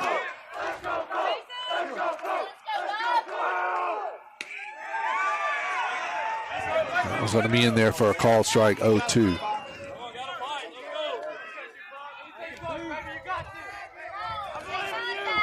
(0-2), 2 outs. Runner at second, 3-3 here in the top of the third. Breaking pitch up high, 1-2.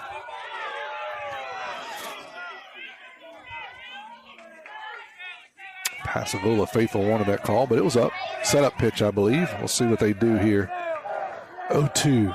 They would have him set up now for something low after a high fastball. Let's see what that one is. Swing and a miss. Good job of pitching there by Robertson. See, pitches out, leaves a runner on after the Tide doubles and then gets thrown out at third. We're headed to the bottom of the third. 3-3 is our score.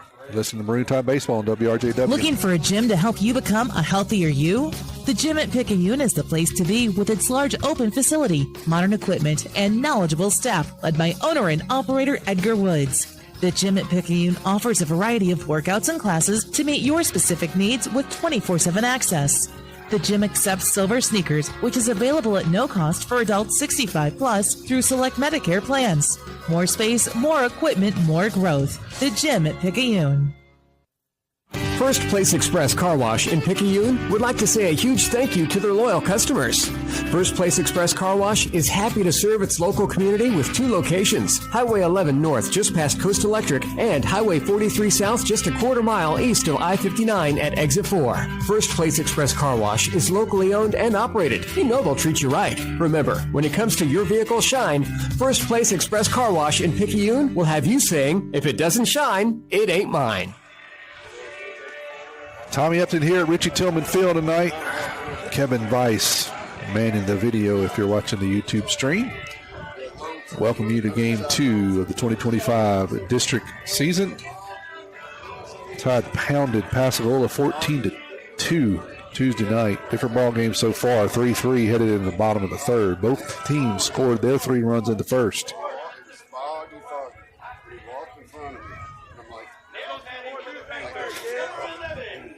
Newt Robinson, the pitcher, due up here first, followed by Norville, the left fielder. Robinson got on a fielder's choice. His last time up, scored a run. First pitch is going to be swung on and missed, 0-1. First pitch of every inning is brought to you by your hometown bank, FNB Picayune. Our hometown means the best service around with 4 locations in Picayune to serve you. The 0-1 pitch is going to be down for a ball, 1-1.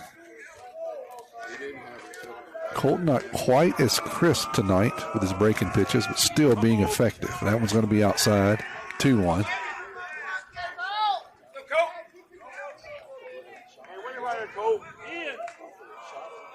54 pitches so far for Colt. That one's going to be just off the outside corner. It hasn't been a strike all night, but it sure looks like one. But the umpire has been consistent. That one's right down the middle, 3-2.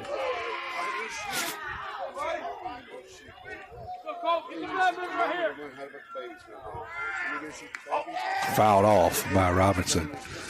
Spoils a breaking pitch, keep it at 3-2.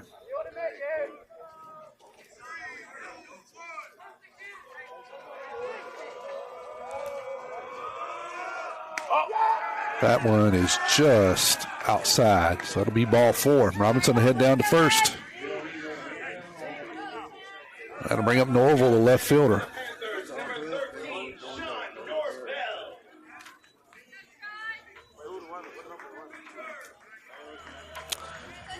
Now get a courtesy runner for the pitcher at first.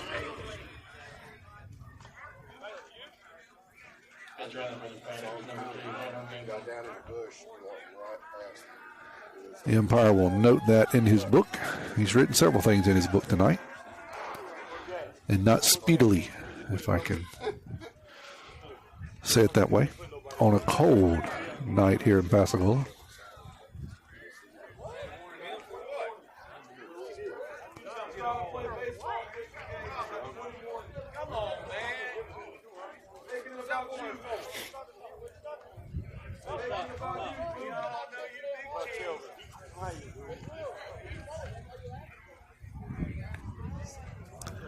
So I'm waiting to get an explanation here of exactly what was going on. The Maroon Tide believes that someone got warned. I'm not sure what happened. It was ball 4 and runner goes down to first. So there's nothing said that I saw. And I'm sitting right beside the dugout. But nevertheless, somebody wrote in the book, and it appears that maybe the Maroon Tide catcher the way they're pointing. So he'll be issued a warning.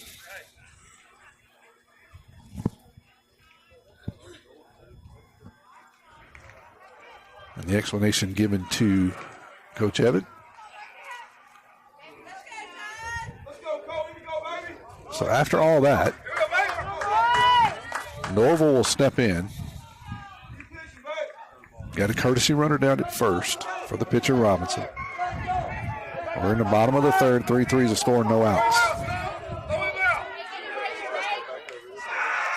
Norville's going to square, pull it back. It's going to be a throw down behind the runner, and he'll be thrown out. Good job there by Bayless, as he caught the pinch runner leading and threw him out down at first. So Bayless retires that walk, and we record. I have it as a strike. They have it as a ball. That one is inside.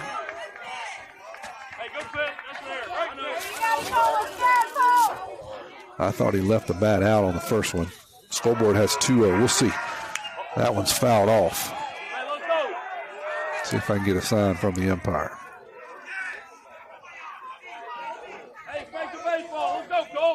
I do not. Here's the next pitch. That one's going to be down low. Still no sign from the umpire. I got 2-1. Scoreboard has 3-1. Let's see.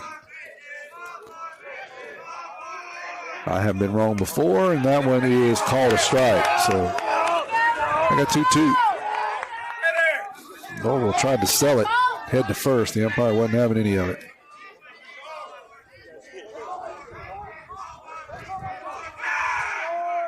Breaking pitch, doesn't matter. That's strike 3. Head to the dugout, Mr. Norville on a really, really good breaking pitch.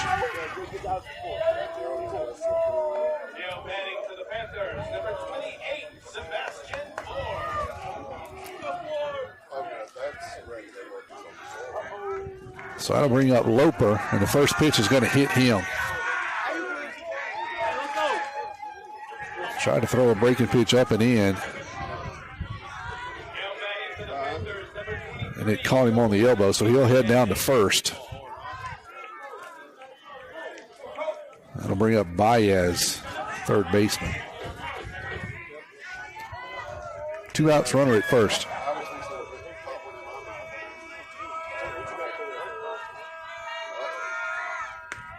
That was going to be in there for a strike. 0-1.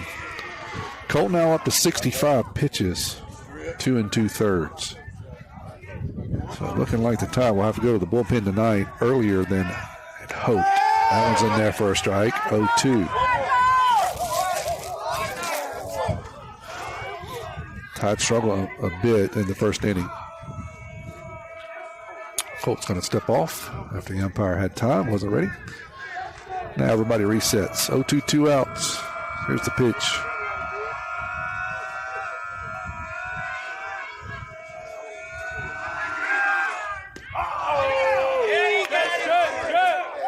They say he did not swing, that he checked it. So 1-2.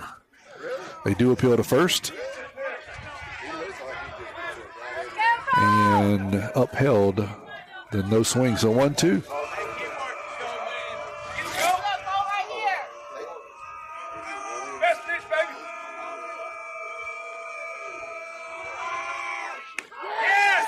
That one just off the outside corner. 2-2. Once again, Todd Faithful wanted that pitch. It's close, but I'll say it again. He's been consistently stringent. Here's a 2-2. That one's going to be lifted foul down the first base line. Keep it at 2-2.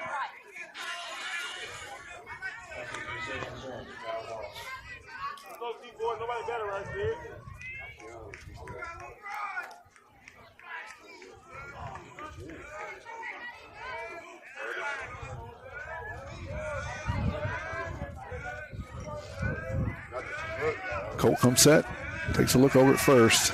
Here's a pitch. Strike 3 on the outside corner. Colt's been looking at that pitch for a while, finally got it. Pascagoula will strand one. We'll head to the top of the fourth. You listen to Maroon Tide Baseball on WRJW. Hey neighbors, it's Pawpaw's Campers' annual Selling RVs Till the Cows Come Home RV sales event, going strong all month long. Check out this new 2025 KZ Sportsman 260BH. This unit has double-sized bunks, front private bedroom, and sleeps 8. MSRP $30,937, reduced to only $22,987. Stock number is P25-142. Call us toll free, 800-728-2267.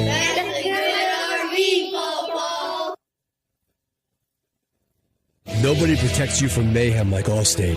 I'm a lost bee that found my way into your car. And now that I'm in here, good luck getting me out.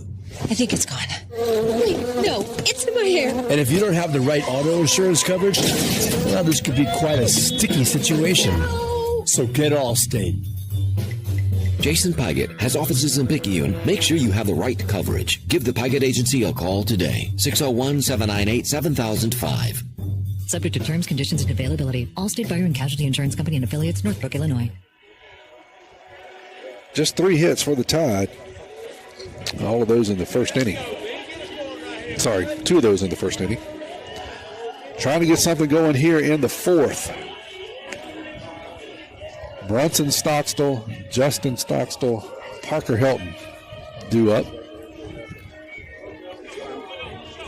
9-1-2. Brunson singled his last time up. And the first pitch by Robinson Hill will be brought to you by your hometown bank, FMB Picayune. Come by the main branch and see Sheila Cooper and Linda Pitton, hometown community spirit, hometown community pride. And that first pitch is going to be a ball. Sorry, swung on and missed. So it'll be 0-1 to Brunson.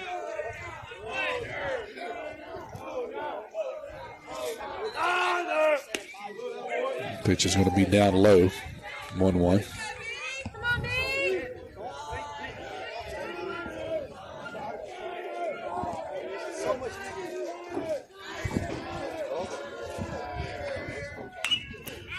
That was going to be fouled off.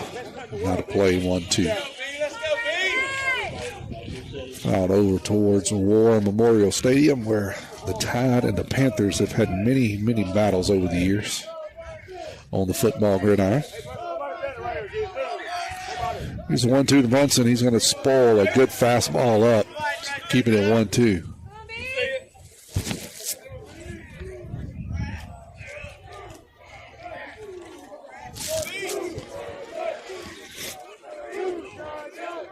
Get a new ball. Here's Robinson's 1-2. Brunson's going to hit that one hard out into center field.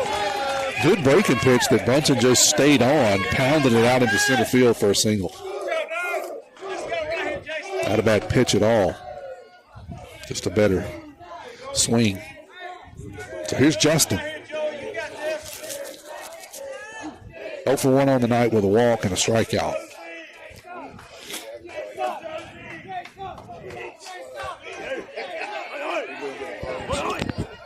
Throw over behind Brunson.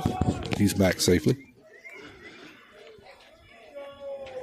We'll do it again at the Kirk tomorrow. 1 o'clock game time. Trying to secure the series tonight. Justin's going to lay down a pretty good mutt back to the pitcher. Pitcher will bobble it, and he does make the play at first. Bang, bang play. Robinson recovers, fires it over to first base, and records Justin out on a sac bunt. That will move Brunson out to second. He puts a runner in scoring position for Petey. Petey's 1 for 1 on the night with a walk. He has scored a run.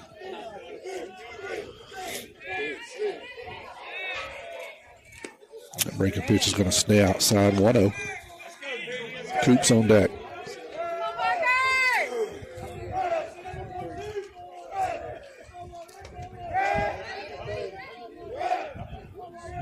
Brunson with a good lead at second. That fastball is going to be fouled off for 1-1.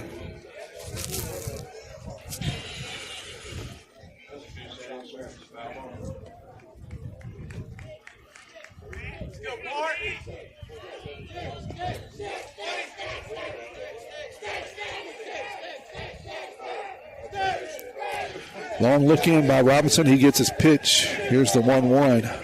Down and in the dirt. 2-1. Good job by the catcher there. Blocking it up. Brunson has to stay at home. Trying to get a little bit of offensive momentum going here after a single by Brunson. That one's going to be down in the dirt. 3-1.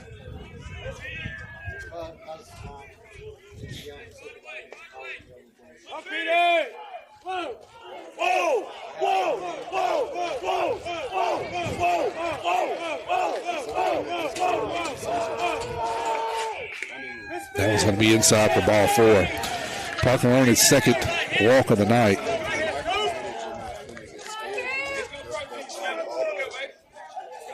Robertson, 81 pitches here. Through 3 1/3. That's going to draw a walk by the Pascagoula coach. We'll see if he has just a conversation or if he actually makes a change. I see no one pitching in the bullpen, so we're assuming just a conversation.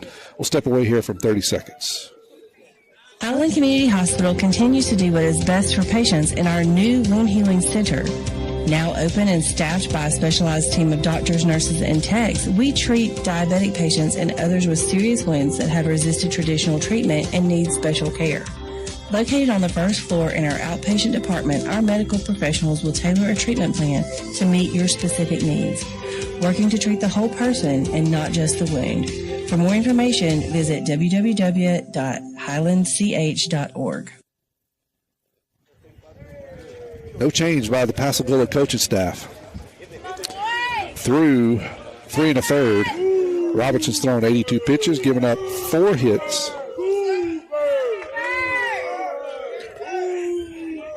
3 runs, 2 earned, 5 walks, and 6 strikeouts.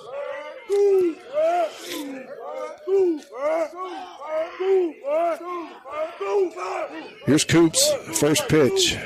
That's going to be in there for a ball in the inside corner, 1-0. Coop once again finds himself with a couple of guys on. One in scoring position here. Trying to bust open the tie here, 3-3.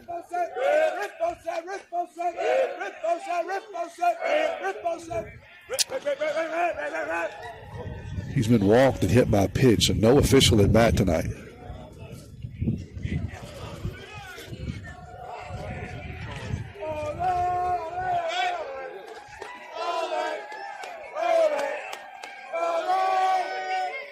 Swinging a miss on a ball in the dirt. I'm going to call that a foul tip, so they'll make the runners go back. 1-1. Good breaking pitch.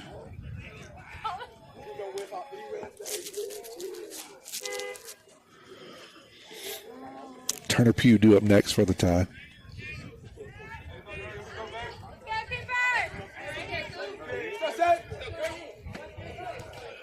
Coop, one of those first three lefties. 1, 2, 3 all hit from the left side. He is a senior and a PRCC commit.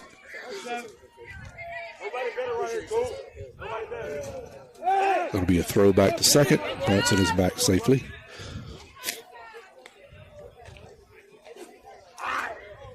Wind starting to pick up and blow more in. I would say it was blowing from right to left, now blowing more towards, not quite straight in from right.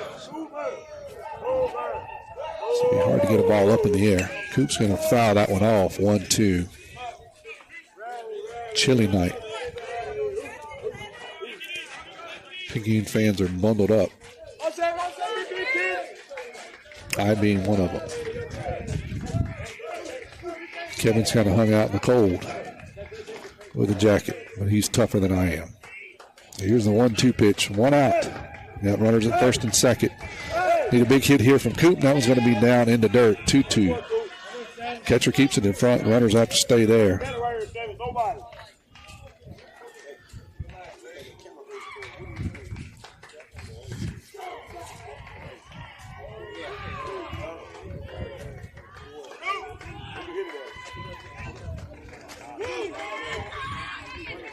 Very slow pace from both pitchers tonight. Robinson exceptionally slow. That breaking pitch is going to stay up high. Robinson once again can't believe it. As an unbiased caller, that pitch is there, but the umpire's not giving it on either side. So 3-2. It's just above the belt. It's a strike, but the umpire's not giving it. That one's right down the middle. Going to be a throw down to third. It kicks away from the third baseman. And Brunson's going to score. So strike 3.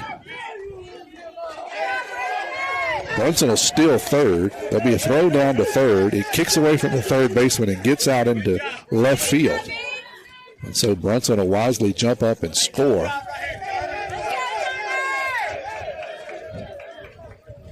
So that will run the score 4-3.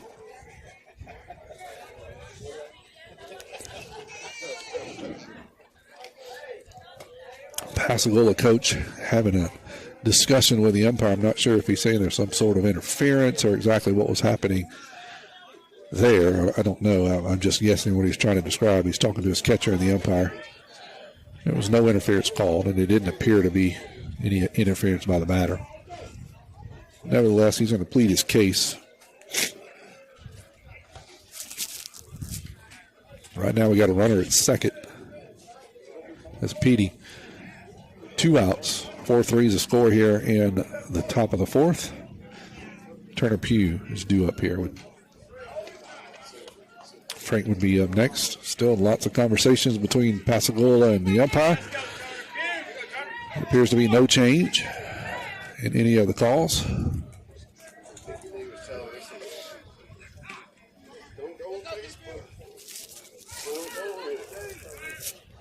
Everybody are reset. And Robinson's ready to deliver the first pitch to Pugh.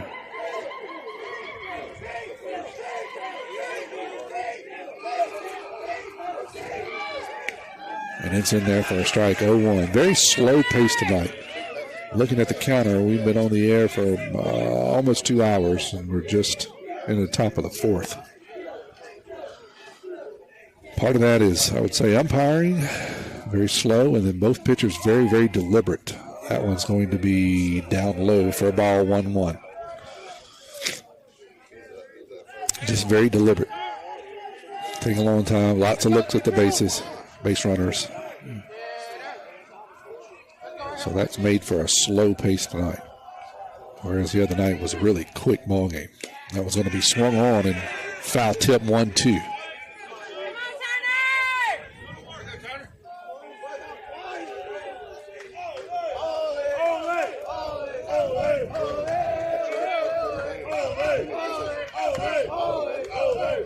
One-two pitch is going to be low, 2-2.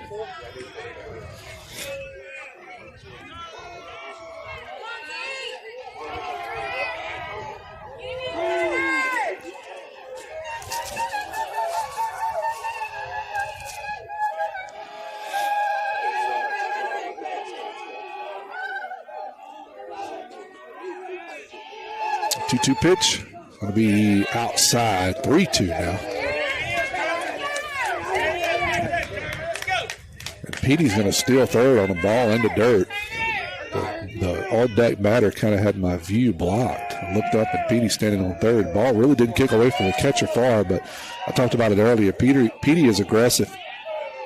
So he'll swipe third. Here's 3-2 pitch, and that's going to be strike three. It doesn't matter. So Turner will go down on strikes. We'll strand one at third. We do score one. Tide leads at 4-3, heading to the bottom of the fourth. Get ready to satisfy your cravings with Sonic Drive-In's all-new Double Queso Smasher with 2 Angus beef seasoned patties smashed and seared. It's crispy on the edges and juicy in the middle. Layered with 2 slices of melty American cheese, creamy white queso, crunchy tortilla strip, sliced jalapenos, diced onions, and a creamy Southwest sauce. Served on a pillowy soft potato bun. Get yours today at Sonic Drive-In on Highway 11 North in Picayune. Go ahead, push that red button for happy eating at its best. Be first in line, order online at Sonic Drive.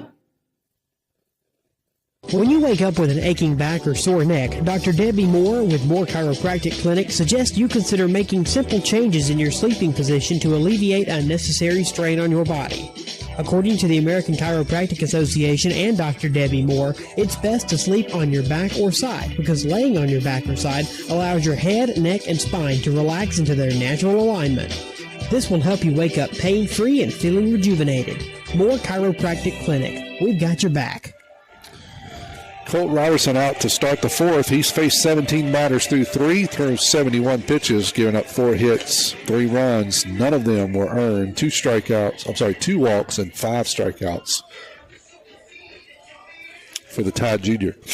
I want to remind you that the first pitch of this inning and every inning is brought to you by your hometown bank, F&B Picayune. Come by the main branch and see one of our friendly lawn officers, Keith Robinson, Julie Lowry, Audrey Spears, David Levy, Christina Ladner, Julie Jackson, and Colin Thompson. Hometown community spirit, hometown community pride.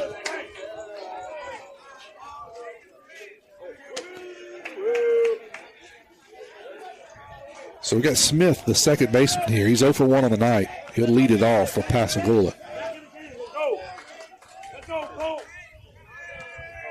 That was going to be in there for a strike, 0-1. Colt working quickly. Here's the 0-1 pitch down and low, 1-1.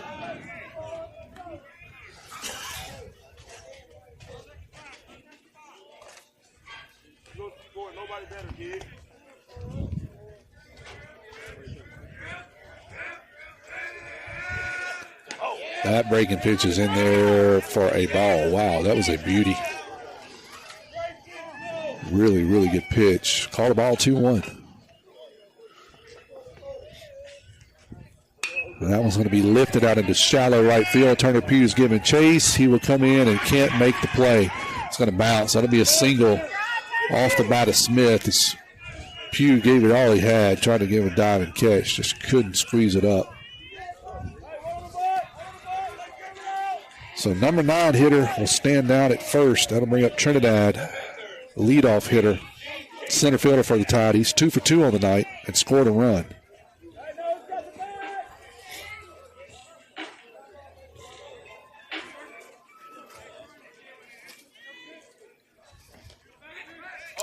Colt's going to throw it over to, over to first. Tries to catch Smith leading.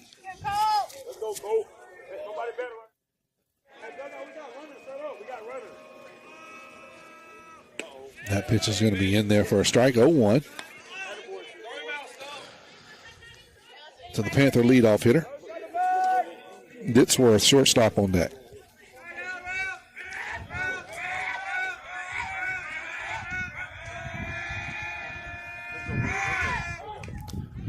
Trinidad's going to square the bunt and foul it off. It'll be 0-2.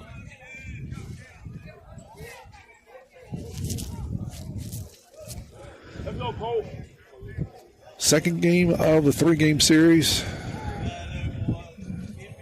Tide will do it. These two teams will do it again tomorrow at the Kirk at 1. We won't be able to broadcast that, so that one will not be broadcast tomorrow. Next week will be at West Harrison. Tuesday at home, Friday away, Saturday back home again. That pitch is in the dirt, 1-2.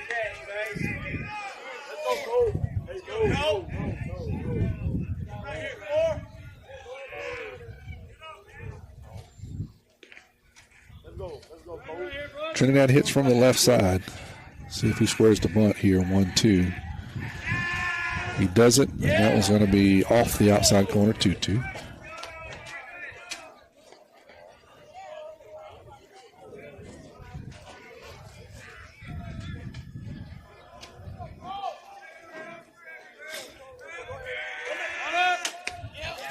That one's in there for a called strike 3. Good breaking pitch there by Colt as he freezes Trinidad for the first time tonight. So that'll bring up Ditsworth, the shortstop. He's 1 for 2 with a strikeout.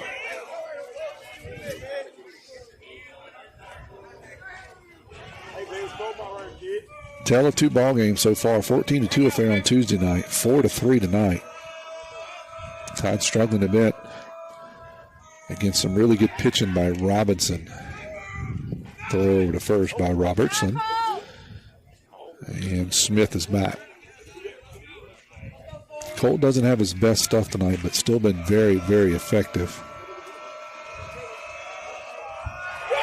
Smith's gone, swinging a miss. It'll be 0-1. The runner will steal that base. Ball kicks away from Bayless.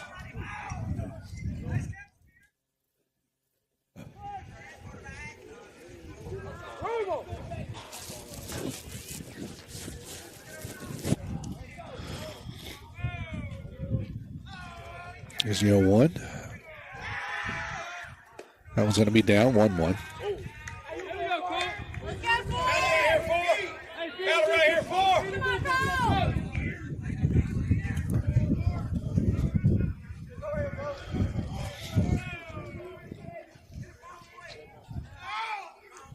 One pitch is going to be called strike 2 on the outside corner. Good setup pitch there by Colt.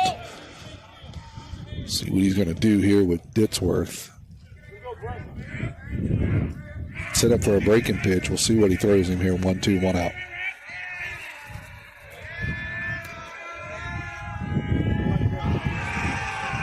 Breaking pitch lands in there for strike 3. Ditsworth didn't like it, but it was right down the middle. Colt had him set up perfectly. So that'll bring up Loper, the designated hitter. I'm sorry, Sims, the right fielder. Sims is 0 for 0 on the night with a walk. We got 2 outs here in the bottom of the 4th. Tide leads at 4-3.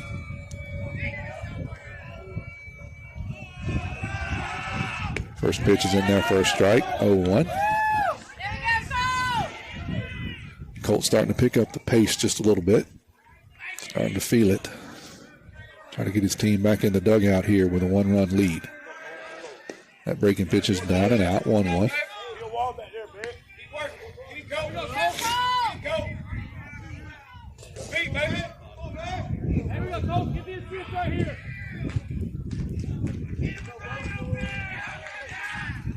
That one's going to be fouled off. Robertson goes to a 3/4 arm slot. Throws an inside breaking pitch. That'll be 1-2 now, 2 outs. See See where Cole pitches him. Runner's going to go. The pitch is up high. Bayless is going to throw it down to third, and he'll throw the runner out.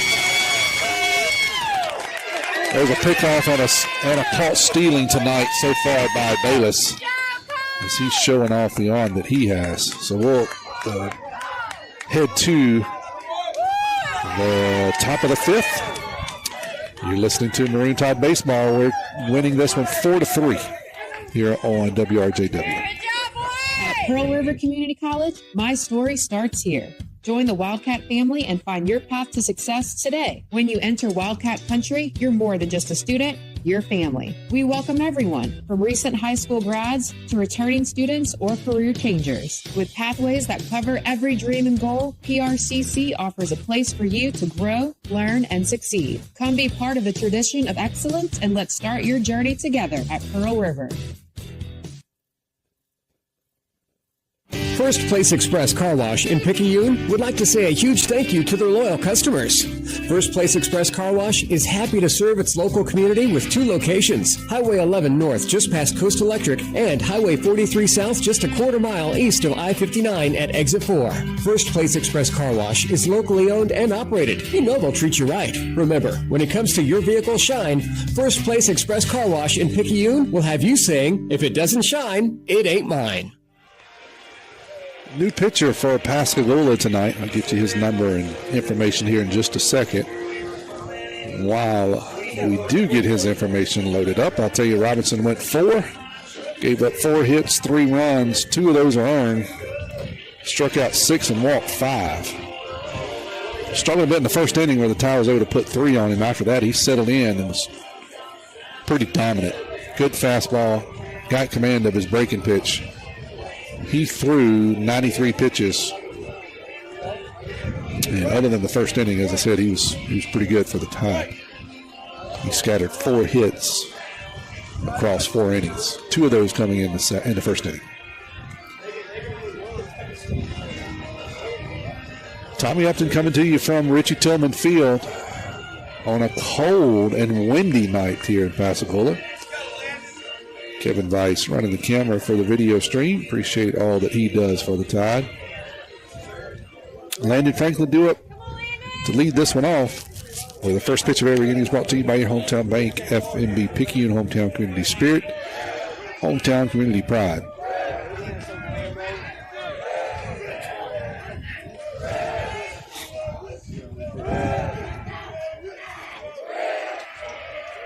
First pitch is going to be in there for a strike, 0-1.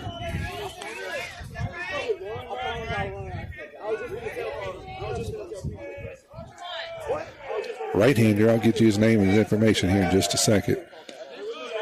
Next pitch is going to be down low, 1-1. Mason Rubel on deck for the Tide. Remind you, after this half inning, we'll have the Paul's Pastry Shop Mardi Gras Cafe trivia question. 590-5950 is the number, 590-5950. That breaking pitch is in there for strike 2. 601-590-5950. You'll text me your name and the answer. You win. You get a $10 gift certificate to Paul's Pastry Shop. Strike 3. Good good fastball at the knees. 3 good pitches there to Frank. All of them from the knees to the thighs. A couple of fastballs and a breaking pitch. So this is Norval pitching. Norval.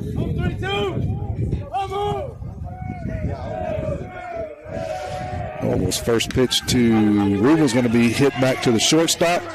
Third baseman's going to cut it off and pick it up, throw over to first, and make the second out of the inning. So 2 outs now. Colt Robinson will hit. Coach Evans going to have a conversation with him just to slow the game down a little bit. Get 2 quick outs. It's one of those times when you just have a conversation and try to get the pitcher out of a little bit of a rhythm. Mason Bayless would be due up next for the Tide.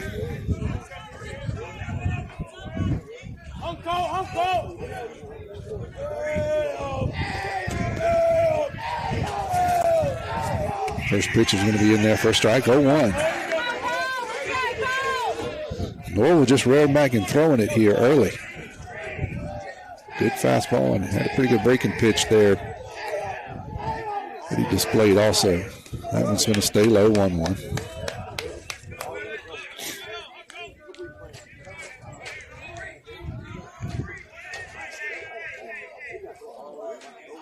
Four three's the score here at the bottom of the the top of the fifth. Todd leads it. Breaking pitch is going to be hit back up the middle. Norville can't catch it or kick it over to the shortstop. He'll pick it up and throw out Colt. 1-2-3 goes the Tide. We're heading to the bottom of the fifth, and the Paul's Pastry Shop Mardi Gras Cafe trivia question here after this break from our sponsors. Abby Turnage, lead mammography technologist, Highland Community Hospital. Mammograms are important because they help us do early detection. A mammogram is never going to keep you from getting breast cancer, but early detection is what is going to make you have your best possible outcome. We want you to get your mammogram as early as possible, and you should have those yearly beginning at age 40. Highland Community Hospital, here when you need us most. Colt Robertson, he's going to come out for the fifth inning of work. I'll give you a line on him in just a second. But I do want to give you the Paul's Pastry Shop Mardi Gras Cafe trivia question. 601-590-5950. That's the number. Text your name and the answer. Here's the question. Bryce Harper's 300 career homers are second among 2010 first-round draft picks. Who ranks first? Bryce Harper's 300 career homers are second among 2010 first-round draft picks. Who ranks first? 601-590-5950. Robertson thrown 87 through 4, 5 hits, 3 runs, and none of those were earned. Struck out 7 and walked 2.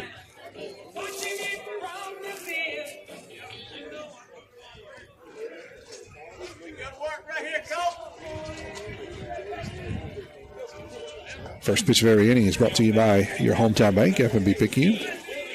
They always put you first. Stop by the South Ranch and see Miss Tracy Atker on Memorial Boulevard for all your banking needs. Sim's going to be due up here for Pascagoula, followed by Loper and Robinson. We'll see if Robinson stayed in the game or if he actually was subbed out. That first pitch is going to be up high, 1-0.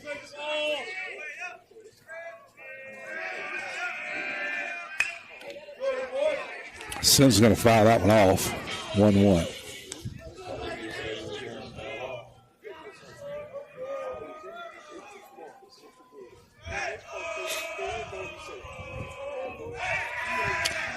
That one is in there for a called strike, 1-2. Looks like I made that one a little bit too easy. A bunch of guesses, and I saw several of them right. I'll tell you who the winner was here in just a second. That breaking pitch is going to be fouled off. We'll keep it at 1-2.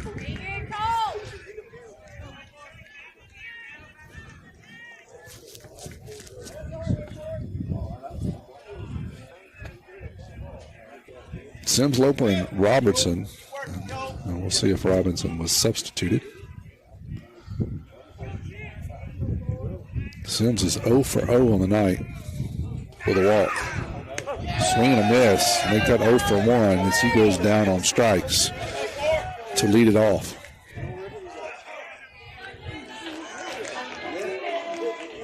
That'll bring up the designated hitter, Loper. He's 0 for 2 with a strikeout.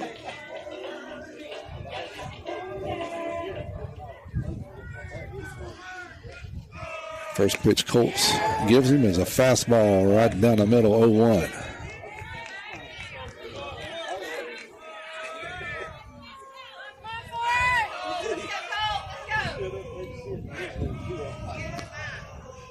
And the 0-1 pitch is going to be just outside, 1-1.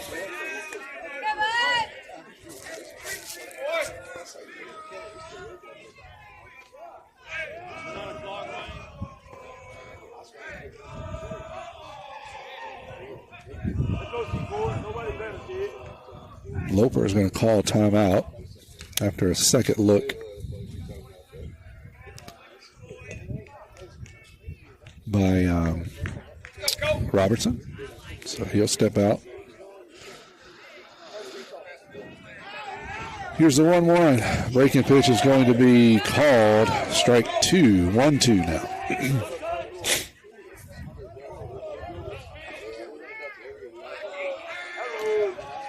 That breaking pitch is going to stay outside. 2-2 to the designated hitter. Fouled off. Colt works quickly once he gets in the zone. So if he's feeling it, he will work quick. He was working really slow during the first inning. Here's the 2-2. Breaking pitch, swung on and missed. Down goes Loper for the second time tonight.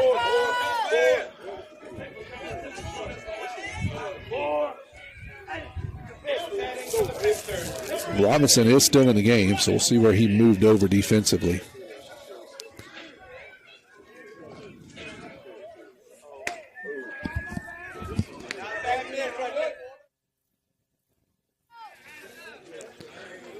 (1-0) now to Robinson.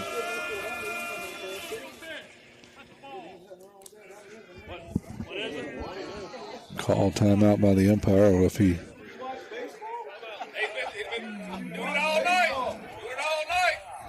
Not sure what that. He said something to Colt. I'm not sure what the conversation. That drew an immediate timeout by Coach Evans. He's going to walk out and get a ruling here to find out what's going on. Colt is approaching the century mark, so I know he would like to get this batter out. Probably his last batter. We'll see. Hey, you got this board! So 2-0 is the count I have, and the count the umpire has. Coach Gatt's going to walk out and have a conversation with Colt. 2 outs. Nobody on here in the bottom of the 5th. I'm going to hold it right here because I have a feeling this is going to be a quick visit by Coach Gatt. Norville, the left fielder, who is now the pitcher, is due up next.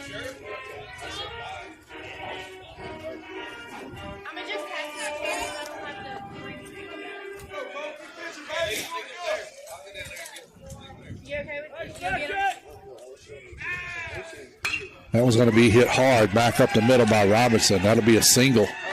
So he took a fastball right back from whence it came. He'll stand down at first.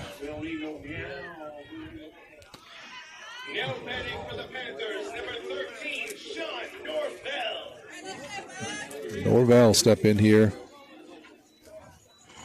He'll hit with a runner at first. 2 outs.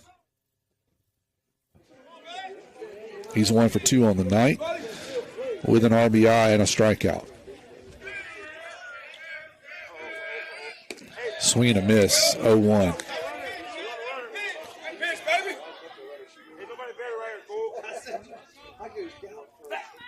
Robinson's going to throw over to first, and it'll kick away from Rubel, get all the way to the wall, and that will allow Robinson to get down to second on the throwing error there by Colt. Ball in the dirt. Rubel not able to pick it. A lot of foul territory. We talked about that earlier in the game. Robinson easily to second. That pitch is going to be up high, 1-1.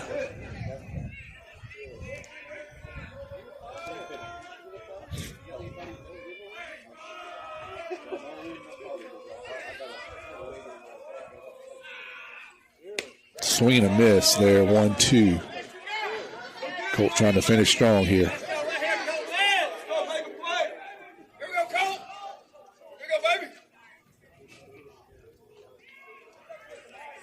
That one's going to stay up high, 2-2. Hey, finish. Let's go. Hey, right here, Colt. Let's go. Finish strong. Right here. Let's go.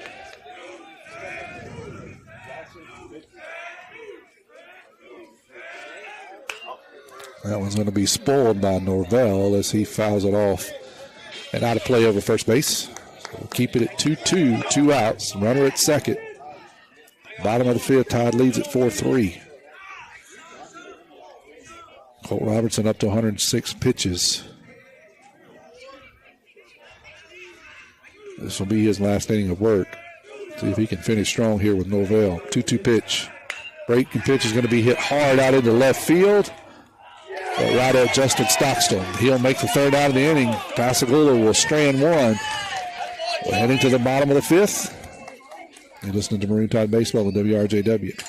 At Pearl River Community College, my story starts here. Join the Wildcat family and find your path to success today. When you enter Wildcat Country, you're more than just a student, you're family. We welcome everyone, from recent high school grads to returning students or career changers. With pathways that cover every dream and goal, PRCC offers a place for you to grow, learn, and succeed. Come be part of the tradition of excellence, and let's start your journey together at Pearl River.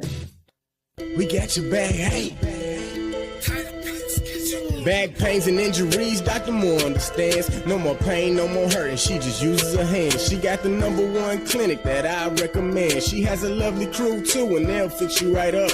So call Dr. Moore when that pain gets rough. Cause we got your back, hey, we got your back. We got your back, hey, we got your back. We got your back, hey, we got your back.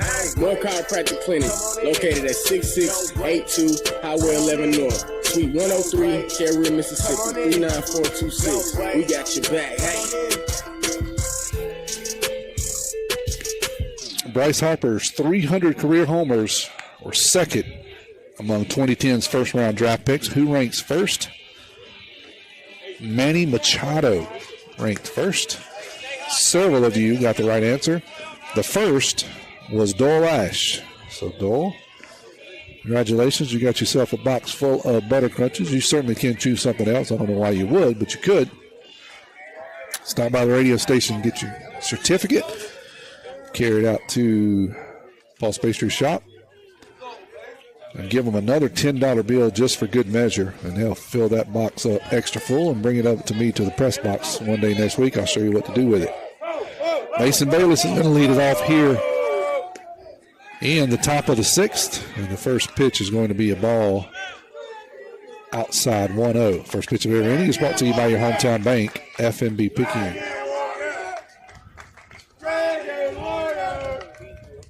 That was going to be hit hard, but to the deepest part of the park and right at the center fielder, Trinidad, as he will just make that one look easily.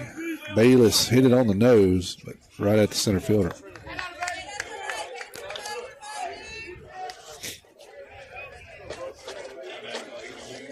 Several of you got the right answer, but Dole was the first one.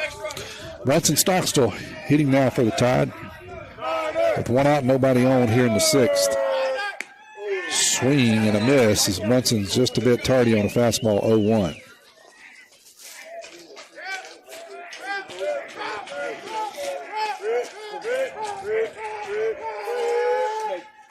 That one's going to be in there for a strike, 0-2. Norvell throwing the ball pretty well.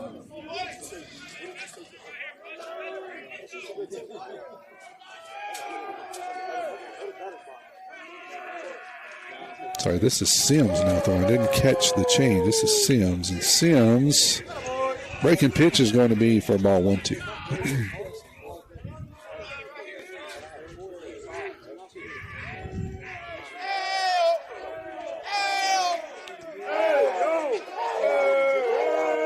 Sims is now fastball is going to be thrown in there for strike 3 to Brunson. Couldn't catch up. So 2 outs now. That'll bring up Justin Stockstill. Justin is 0 for 1 on the night with a walk and a strikeout.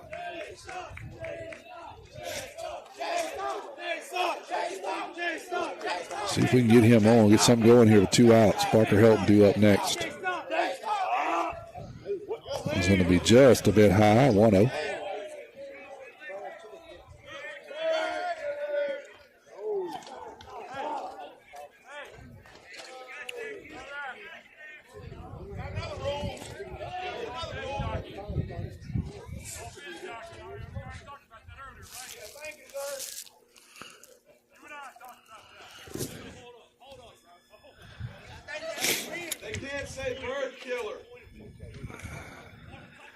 So yet again, there's something chanting in the dugout, and The umpire's not liking it. He's having another conversation with Coach Evan. Coach Evan's not really happy about it this time.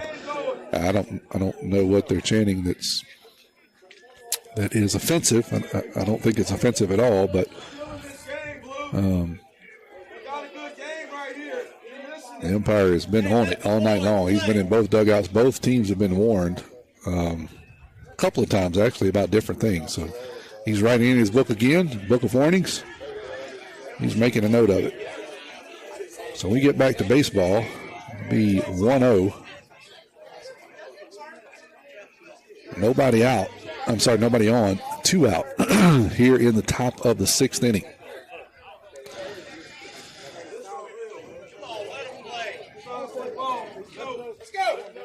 I need Donald here. Find out exactly what is being said that the blue is taking offense to. Here's the 1-0 pitch. That one's going to be lifted, foul 1-1.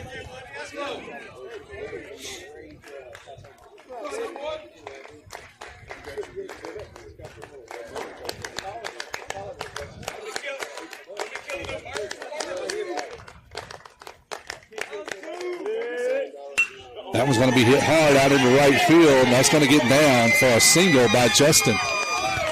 He takes a fastball, swats it out into right field for his first hit of the night.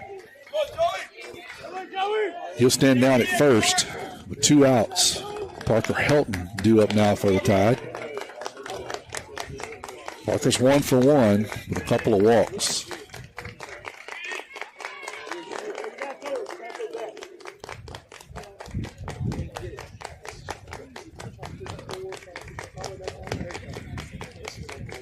Long look by Sims. At first, here's the pitch, swing and a miss on a breaking pitch, 0-1.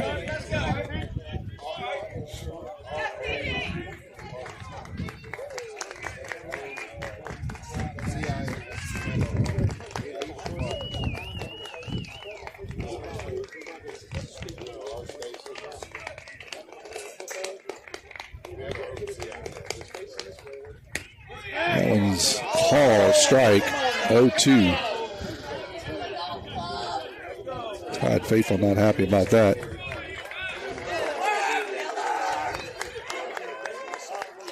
Chilly night here in Pascagoula. I think the umpire's starting to get cold. 0-2, 2 outs. Runner at first. Swing and a miss. Down goes Helton. We'll strand 1. We head to the bottom of the 6th. Tide still leads this one 4-3. At Sonic Drive-In of Picayune, Tuesday after 5 p.m. till close is Family Night with half-off cheeseburgers. Sonic Drive knows how hard it is sometimes to feed your whole family, and we want to give you a break on Tuesday nights. Half-price cheeseburgers. It's how Sonic Drive-In helps you feed your family. Remember that Sonic Drive-In of Picayune on Highway 11, just north of Highway 43 North, is happy eating at its best. Tuesday's Family Night with half-price cheeseburgers. That's what you get at Sonic Drive-In of Picayune. Herring Ford Lincoln, a name we recognize as being home-owned and home-operated in its 3rd generation of local ownership. Stop by Herring Ford Lincoln at 820 Memorial Boulevard in Picayune and experience the sales and service you would expect from your friends and neighbors. Herring Ford Lincoln may not be the biggest, but they strive every day to be the best. The Herring family and Ford Lincoln have been a winning combination for years in the Pearl River County area and the surrounding area, and they will serve the area for generations to come. Herring Ford Lincoln, a hometown tradition. Landon Franklin in for the Tide in relief. Colt Robertson went 5, gave up 6 hits, 3 runs. None of them were earned, 2 walks, and struck out 9. 107 pitches for Colt. Struggled a bit in the first inning. After that, settled in well. Scattered 7 hits. I have 6 hits here, so we'll say scattered 6 hits. Landon Franklin in here due for relief.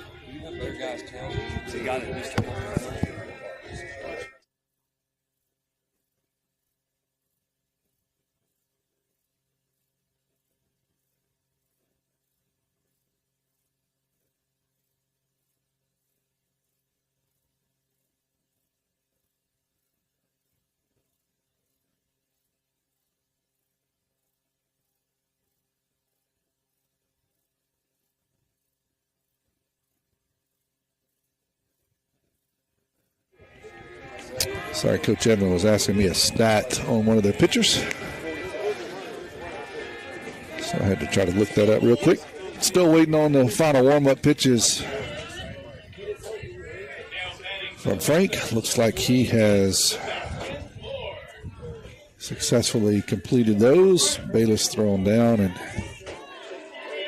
Ford's going to step in for Pascagoula. Ford is 0 for 1 on the night with a strikeout. Hits from the right side. Baez and Smith due up next. Frank throws from the stretch. His first pitch is going to be down low for a ball. 1-0, the first pitch of every inning is brought to you by your hometown bank, FNB Picayune. Where the customer's always first. Go by and see Chantel Thady on the West Canal branch for all your banking needs. Here's a 1-0, swing and a miss, 1-1 now. Frank Sr. throws right-handed and also hits from the right side. See him in the designated hitter spot mostly. That was going to be breaking pitch in there for a strike, 1-2.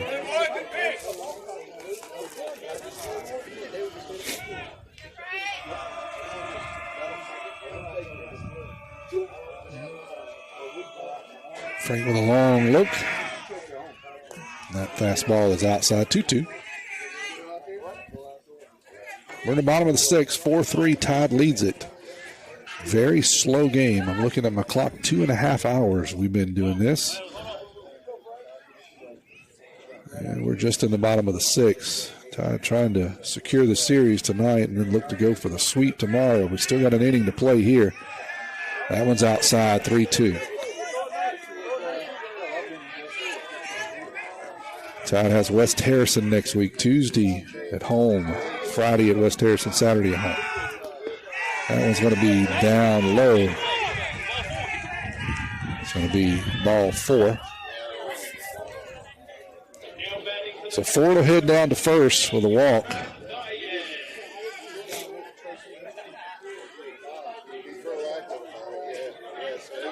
The umpire took the brunt of that ball 4 as it kicked underneath Bayless, kicked up and hit the umpire.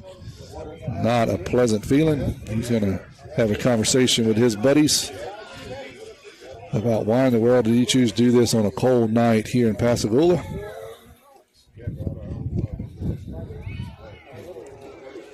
Looks like we're going to have there's going to be Baez going to come in. I thought he was a pinch hitter, but he is not. So Baez is going to step in now, third baseman. He's 0 for 2 with the strikeout. Smith, second baseman, due up next. He singled his last time up.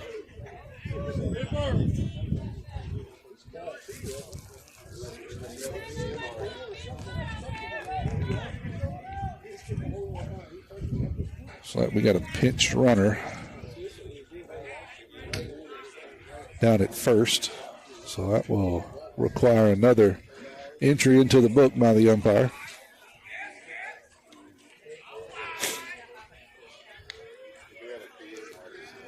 That'll give Frank a chance to throw some pitches to his infield. Stay warmed up here on a very cool and windy Friday night here in March.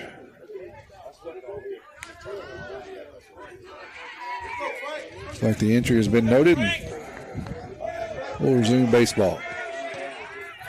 No outs in the bottom of the sixth. Runner on first. Here's the first pitch. It's going to be up high for a ball. Bayless is going to throw behind the runner. Mason will block it up down there. Keep the runner at first.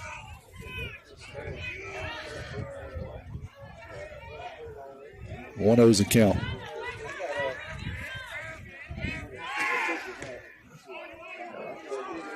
Frank will throw over to first just for good measure.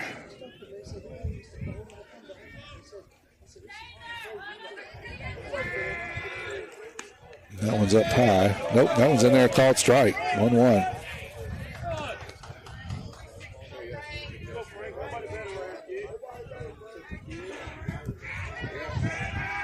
Frank will throw over again. Runner back safely.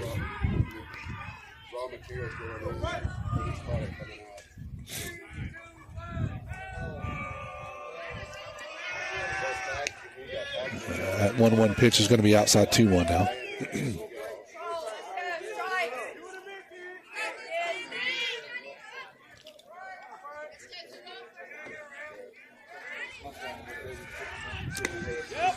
square to bunt, and they say he did not go. So 3-1's a count.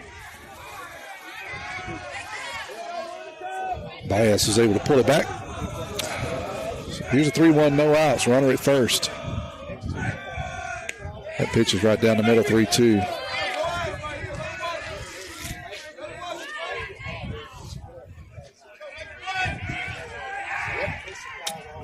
Flip throw over to first. Check the runner.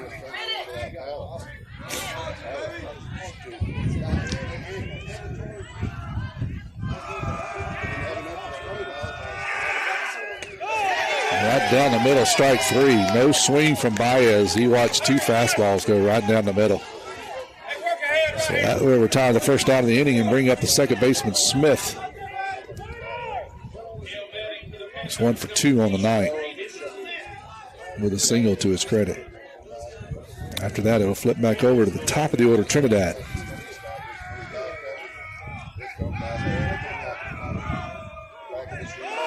He's going to square the bunt and get it down, and Frank will make a dive and catch for the second out of the inning. Good job there by Frank, as that bunt was up in the air.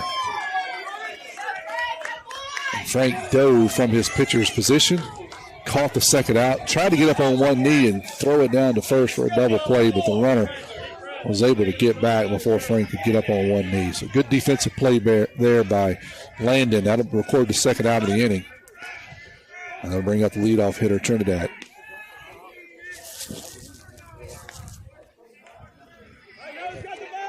Trinidad's 2 for 3 tonight. Does have a strikeout his last time up. It's going to be another throw over to first by Frank as he bounces that one off the bottom of the cleats of the runner. Kicks it over to Brunson, who is now at second. Colt Robertson has moved to shortstop. Ian Herod has come out with Frank entering the game as the pitcher.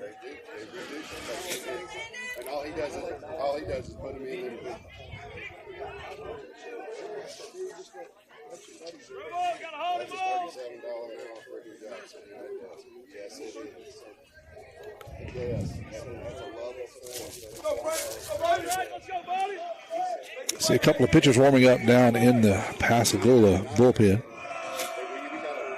We'll see. Sims comes out for his third inning of work. That one's going to be in there for a strike, 0-1.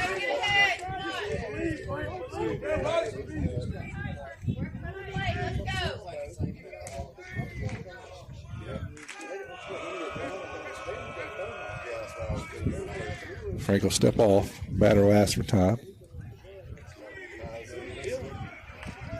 As if the game pace hasn't been slow enough.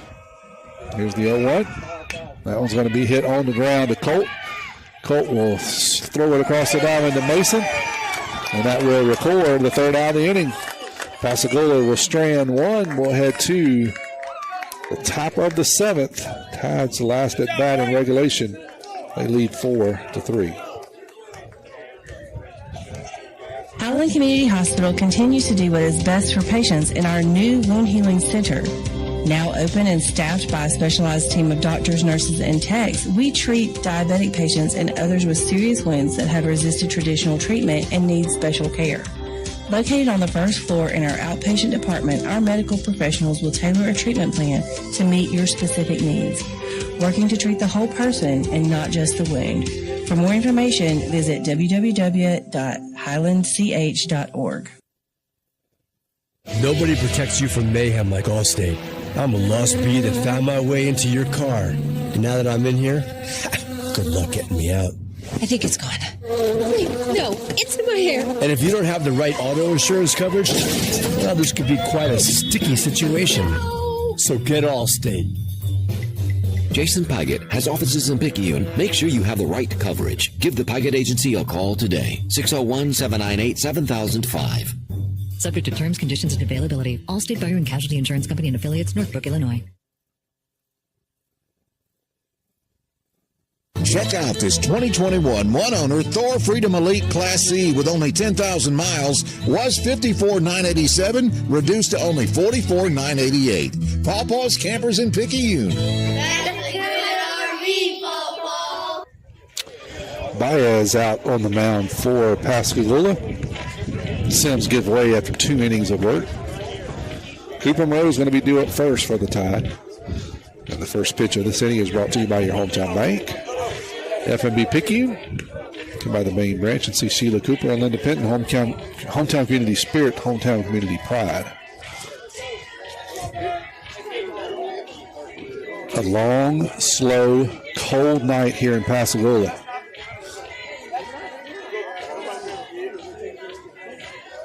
If you're still with us, appreciate you tuning in, whether it's on WRJW, the stream, the app, or YouTube.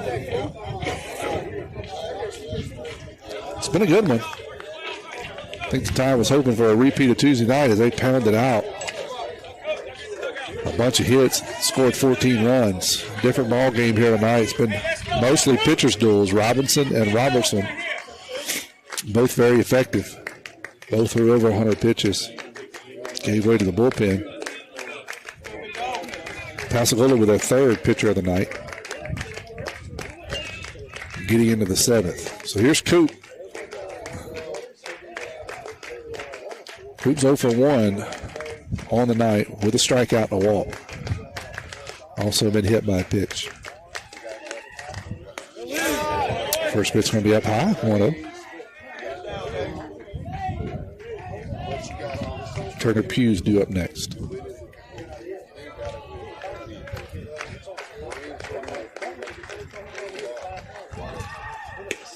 That one's outside, 2-0. Not a Cooper.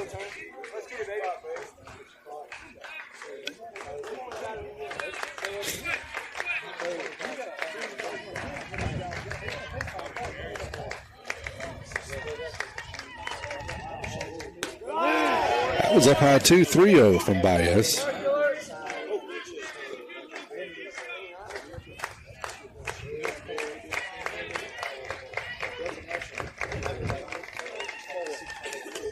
And make it 4 in a row, all up high. 4-pitch walk for Cooper. So we'll see what Turner can do here. Turner's 0 for 2 on the night, struck out twice. And that draws a quick conversation and walk by the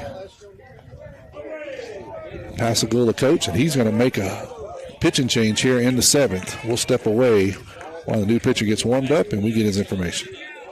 Hey friends, it's Pawpaw's Campers' annual Selling RVs Till the Cows Come Home RV sales event. Check out this new 2025 Wildwood FSX 174 BHLE bunkhouse. This unit has bunks, queen bed, fireplace, and only weighs just over 3,100 pounds. MSRP 24036, reduced to only $14,987. Stock numbers P25-25. Check out multiple pictures at pawpawsniceprice.com.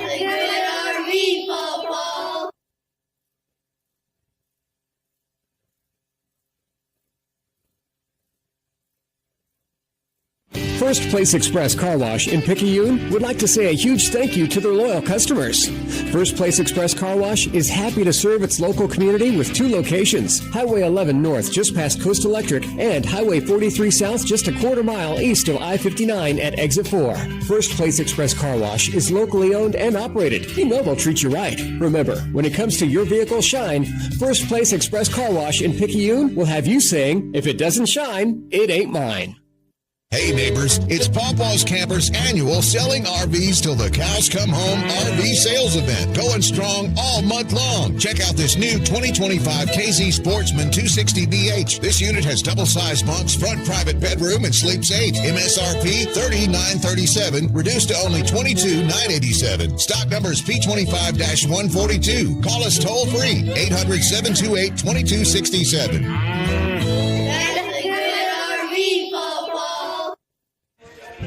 So Pascagoula does make a pitching change here.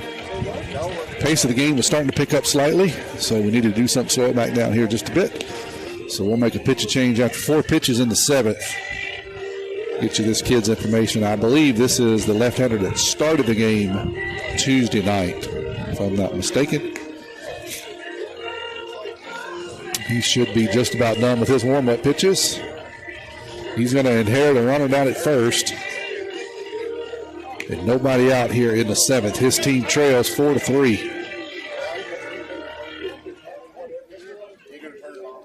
Baez makes a quick exit after 4 pitches to Cooper. Landon Franklin's on deck. Ty trying to add a few insurance runs here in the 7th.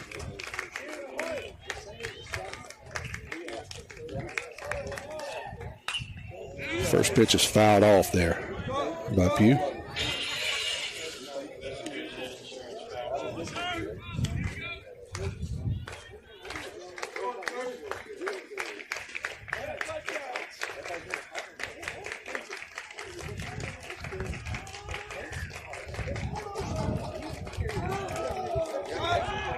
Throw over to first. Yes, this is Ernest, starting pitcher from the other night, who also made an early exit after retiring no one.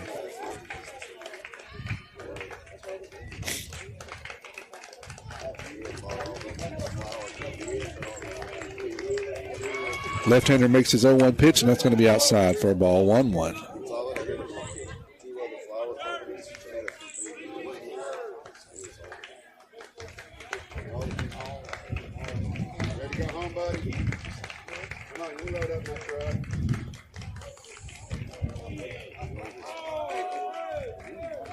Long look at first. That one's going to be in there for a called strike, 1-2.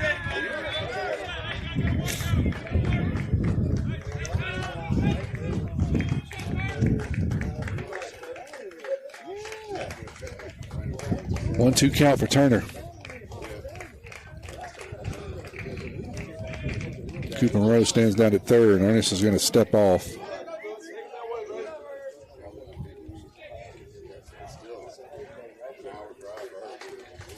Hope the umpire's getting paid by the hour.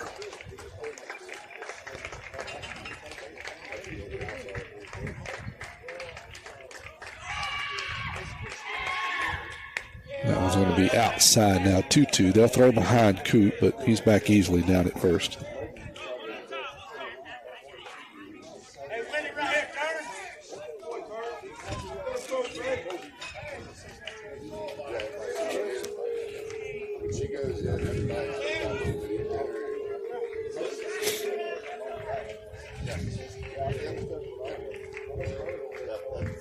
Here's a 2-2 pitch. That's going to be hit back up the middle, maybe 2. There's 1. Toss over to second. That's going to be in the ground. And so it'll be a fielder's choice. Second baseman got a good clean feed from the shortstop. Couldn't complete the twin kill. First baseman was able to knock it down. So Turner cannot advance, but he'll stand down at first now with 1 out. Landon Franklin steps in here. We're going to have a pinch runner for Turner.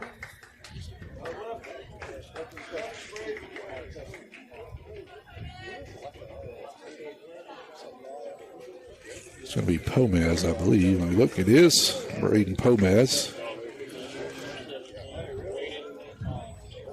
He'll stand down at first for Pugh.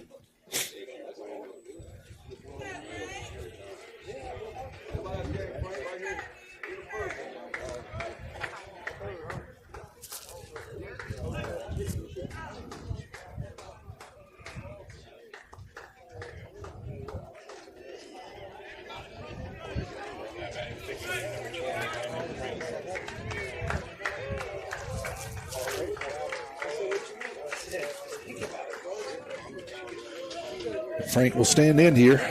Runner at first. Mason Rubel on deck.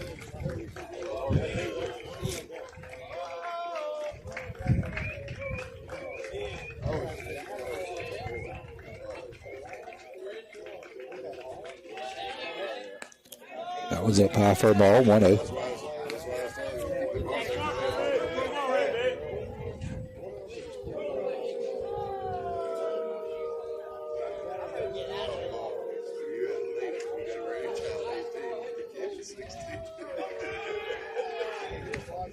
That was up and out now. 2-0 to Frank.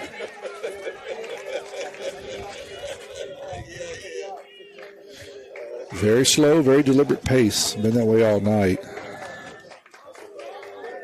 Trying to push across another insurance run or two. They lead this one 4-3 in the top of the 7th. Snap throw over to first. Pomez is back easily.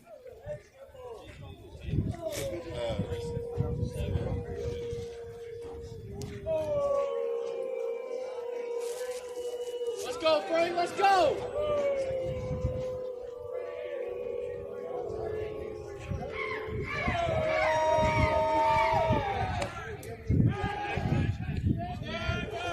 It's going to be 3-0. It'll be another throw down to first. Everybody's safe.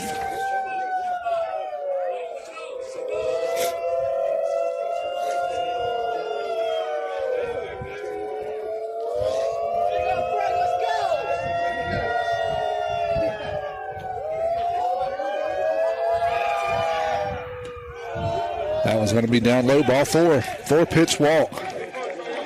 Putting runners at first and second.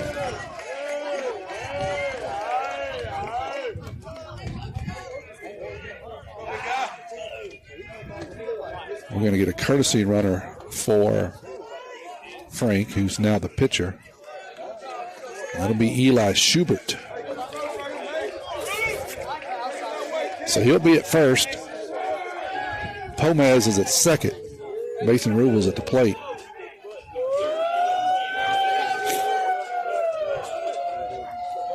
Rubel's 0 for 3 on the night with a strikeout.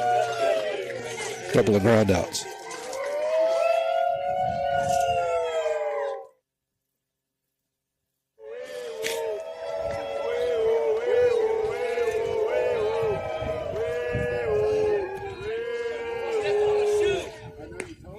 That one's going to be in there for a strike.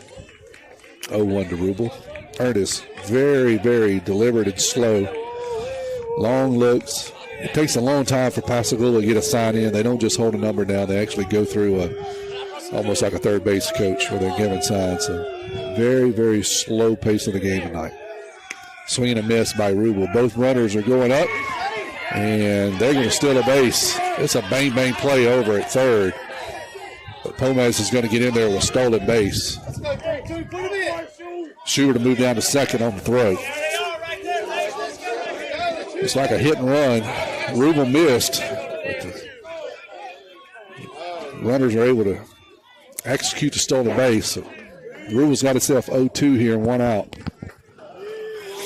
in the 7th. Good news, we've got 2 runners in scoring position now.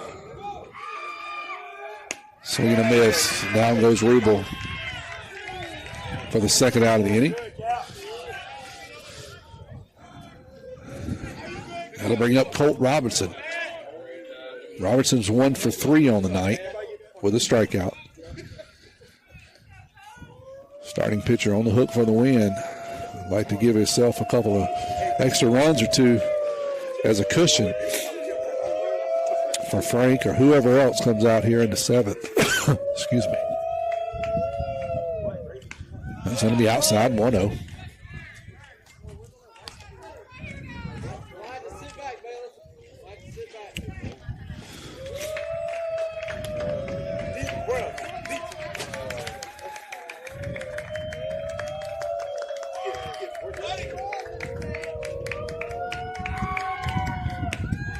That was in there for a strike, 1-1. Mason Bayless would be due up next for the tie.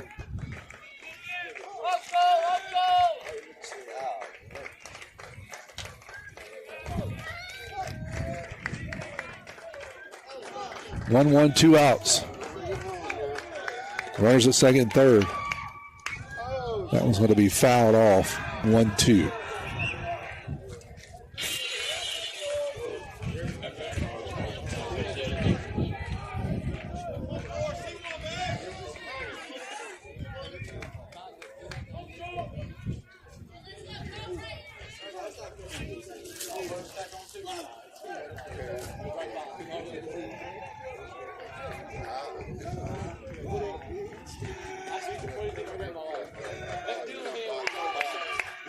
That was up high, 2-2.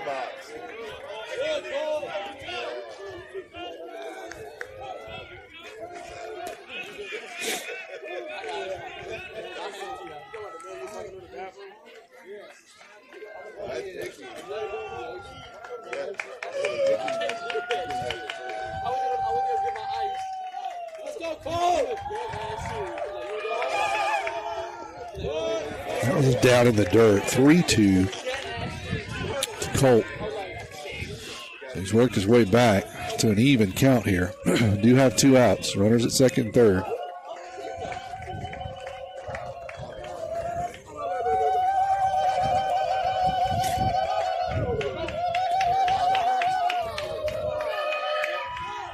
Swing and a miss. So the Tide will strand 2 in their half of the 7th. We'll head to the bottom. Tide tries to close this one out, leading at 4-3. Abby Turnage, lead mammography technologist, Highland Community Hospital. Mammograms are important because they help us do early detection. A mammogram is never going to keep you from getting breast cancer, but early detection is what is going to make you have your best possible outcome.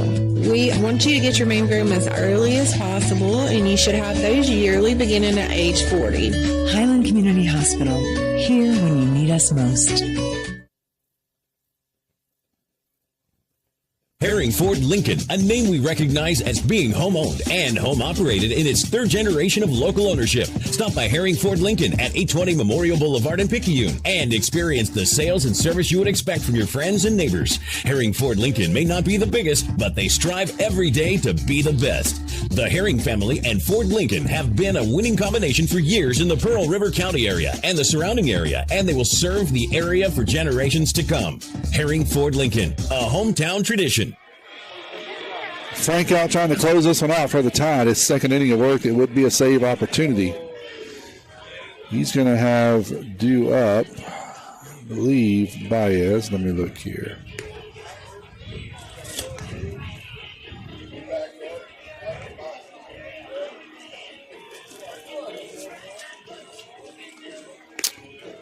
Let's see.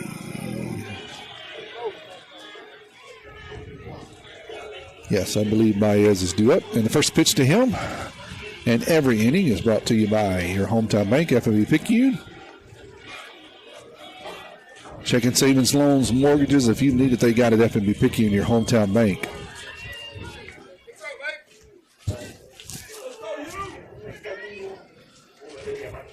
So Tide trying to close this one out, leading at 4-3. This would secure the series. So we got a pinch hitter coming in here. So Casio.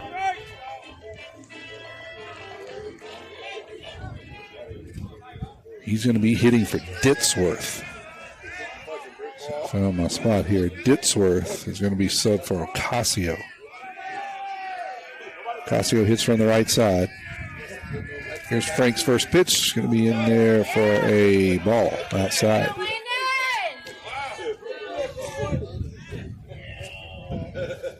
Have I mentioned that it's a slow pace of a game tonight? That one's going to hit Ocasio. So the tying run is now on base after hit by pitch. And that'll draw a conversation.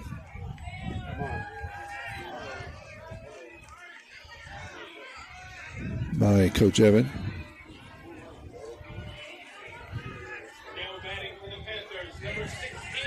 He's getting some sort of explanation from the umpire. I don't know what that conversation was about. Been lots of conversations tonight. We don't know what they were about, but the umpire has been in the middle of a lot of different conversations tonight. So to bring up Sims, who started the game out in right field, also did some pitching. So to hit with a runner at first, he's going to square the bunt it back to Frank. Frank will throw it over to first and get the first out of the inning on a sac bunt. That will push the runner up to second. So the tying run is now at second. Loper, the designated hitter followed by Robinson. Loper's 0 for 3 on the night with a couple of strikeouts. Robinson has hit the ball hard twice.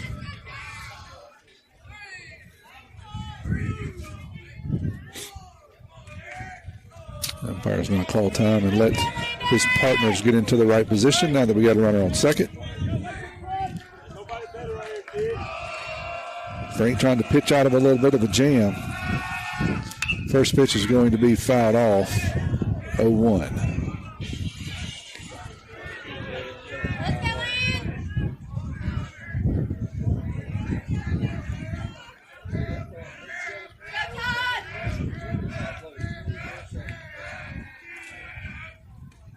That one's going to be fouled off. Let's see what happens here. They're going to send him to first. Well, I think he's going to talk to his buddy. That looked like the batter went to swing and it hit his hands and the bat. If he's swinging, his hands are part of the bat, and it should be a foul ball. So we'll see what the ruling is here. Should be a foul ball because he did swing the bat, but they're going to give him first base on a hit by pitch. So that'll put runners at first and second now.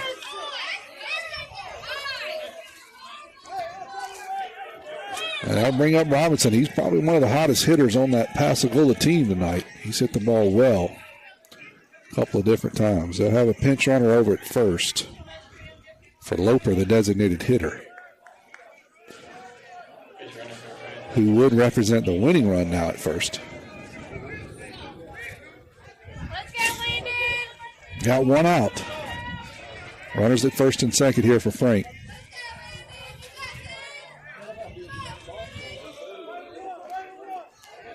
Meat of the order for Pascagoula here coming up.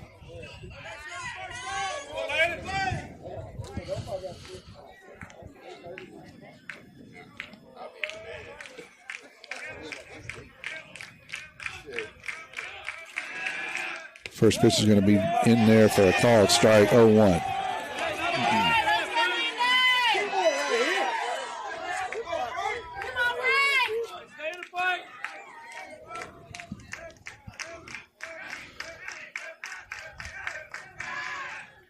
Breaking pitch is going to be fouled off.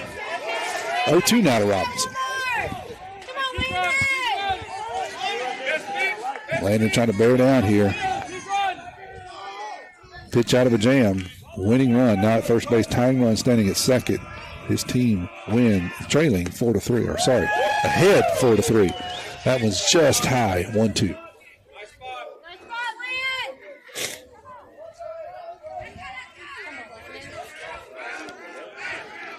Here's a 1-2 pitch. Swing and a miss. And a really good breaking pitch. Down goes Robinson.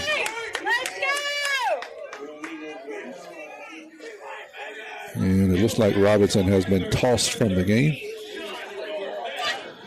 He said something after the breaking pitch, and the umpire didn't like it and immediately tossed him. So I'm not sure of the baseball rules. I know in football you'd have to sit out next game, but I'm not sure what that means for tomorrow. Somebody knows? Text me and let me know. 601-590-5950. If Robinson got tossed, he was a starting pitcher tonight. Probably one of their best hitters. What that means for tomorrow.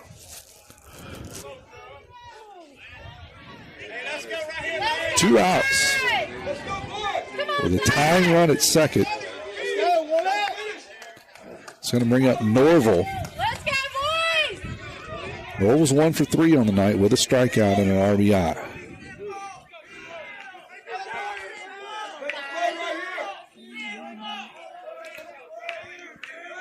Frank going to bear down here.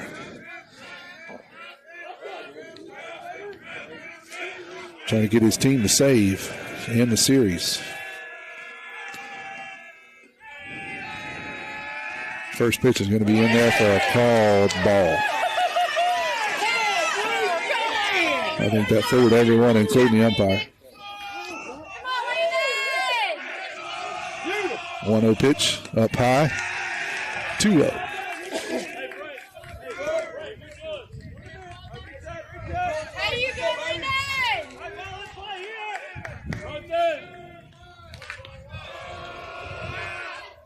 That one's going to be fouled off. Probably ball 3, but Norvell fouled it off up high. So they're going to count 2-1.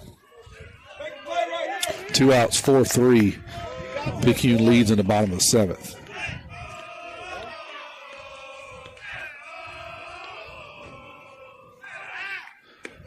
That one is called strike 2 on the outside corner. Frank Mallon here down. Pascagoula down to their final strike. 2-2, 2 outs. Runners at first and second. Swing and strike 3, but it gets away from Mason. Goes all the way to the wall, so that will actually load the bases. On a strikeout, but drop third strike.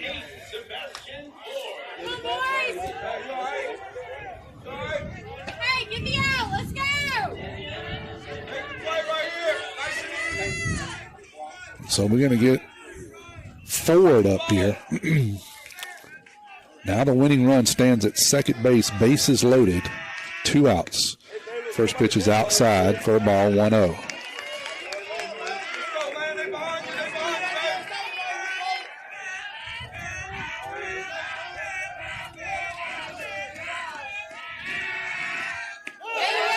One of the pitches in there for strike 1-1. Frank to bear down here in battle. Need a strikeout here bad. 1-1 pitch, just outside 2-1. Nowhere to put this guy. This would put the tying run across the plate.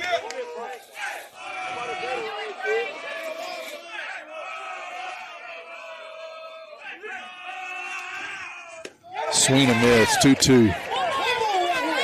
Once again, Pascagoula down to their final strike, 2-2, 2 outs.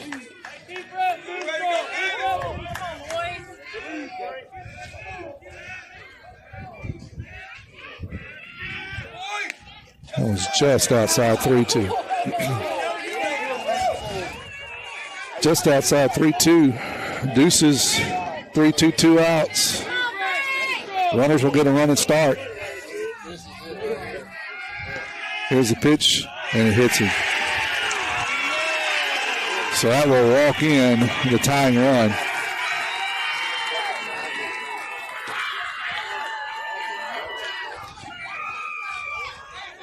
I'm going to hit my pitch.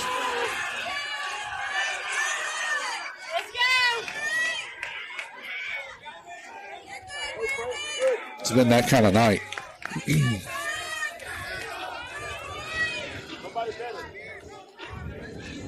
So 4-4 now.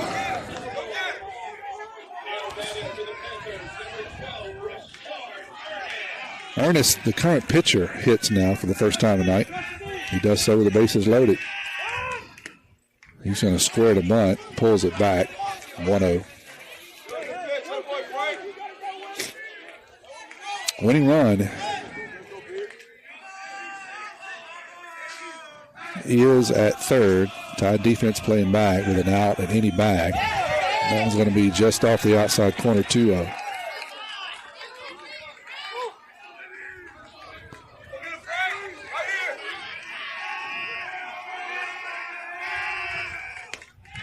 That one's up high, 3-0. Nowhere to put him. 3-0, bases loaded. 2 outs, tie ball game. Right down the middle, strike 1. And that's all we got to do here. If we walk him, that's the ball game. So you got to make him swing the bat. 3-1. Up high, ball 4. Oh. I missed a pitch somewhere. I'm going to call that 3. They had to call one of those a strike, so 3-2. So 3-2. Now the runners are going to run and start, but it doesn't matter. Strike 3. So time to get out of the inning, but not out of the game. As they allow the tying run to score, we're headed to bonus baseball on a cold and windy night in Pascagoula. You're listening to Marine Tide Baseball. I hope you're still listening here on WRJW. Bring your RV to Pawpaw's Camper Service Department for their free 42-point service inspection. Call JT or Ashley at 800-728-2267. It's free. That's a good RV, Pawpaw. Nobody protects you from mayhem like Allstate. I'm a lost bee that found my way into your car. And now that I'm in here, good luck getting me out. I think it's gone. Wait, no, it's in my hair. And if you don't have the right auto insurance coverage, well, this could be quite a sticky situation. So get Allstate. Jason Paget has offices in Picayune. Make sure you have the right coverage. Give the Paget Agency a call today. 601-798-7005. Subject to terms, conditions, and availability. Allstate Fire and Casualty Insurance Company and affiliates, Northbrook, Illinois. Highland Community Hospital wants to help you get back in the swing of things with its transitional care unit. The swing bed program provides the same caring experience received at all Forest Health facilities around the Pine Belt. Available to patients who need skilled nursing care and physical rehabilitation services, the Highland Community Transitional Care Unit allows patients to recover before returning home after a hospital stay. Transitional care that is close to you, close to family, and close to home. For more information about our services, visit highlandch.org. Herring Ford Lincoln, a name we recognize as being home-owned and home-operated in its third generation of local ownership. Stop by Herring Ford Lincoln at 820 Memorial Boulevard in Picayune and experience the sales and service you would expect from your friends and neighbors. Herring Ford Lincoln may not be the biggest, but they strive every day to be the best. The Herring family and Ford Lincoln have been a winning combination for years in the Pearl River County area and the surrounding area, and they will serve the area for generations to come. Herring Ford Lincoln, a hometown tradition. We're headed to bonus baseball here in the top of the 8th.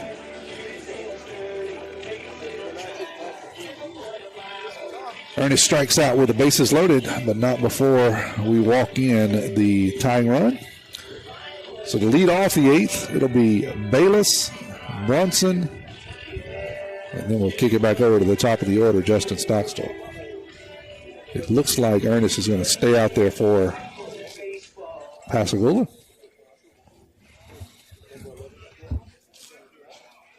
Have I mentioned it's a slow pace and a cold game? Is anybody still listening? I think everybody's going to sleep. It's not been an exciting broadcast, except for the first inning. It's been a very, very slow pace. Now, once again, the umpire's having conversations with both coaches. And we've been doing this for a little over 3 hours here, according to the meter.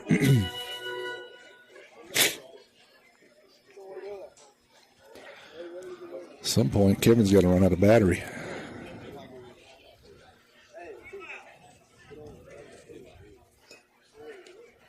I don't know what kind of conversations we're having with Pascagoula coach and staff right now, but we're gathered at the dugout. The umpire is. They've sent somebody back to the dugout. And I'm not sure about what.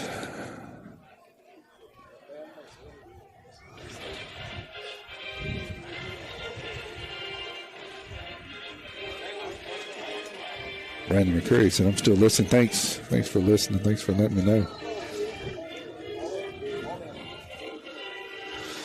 I know there's more. It's just been feeling like one of those nights. Every time we got a chance to slow it down, we have. Looks like we're going to get a substitute right fielder. That's actually a substitute center fielder. I don't know if that was Robinson or no. It doesn't look like Robinson coming out. So we'll get it sorted out. Center fielder is going to go to third base. So maybe that's where Robinson was. And that's Sims. He's going to come from center to third after Robinson's ejection last inning after a strikeout.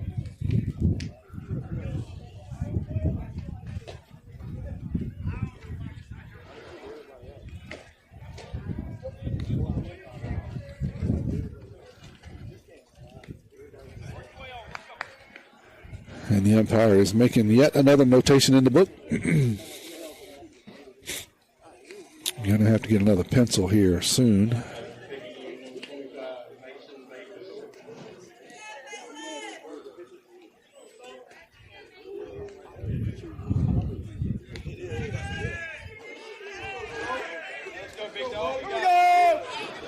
All right, Mason Bayless will stand in here for the first pitch of the 8th inning, which is brought to you by your hometown bank, FNB Picayune, hometown community spirit, hometown community pride.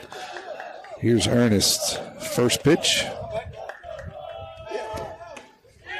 It's going to be outside for a ball, 1-0. On the night, Mason's 1 for 4 with a couple of strikeouts.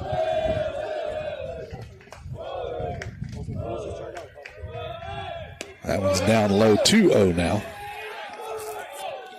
to the Tide catcher.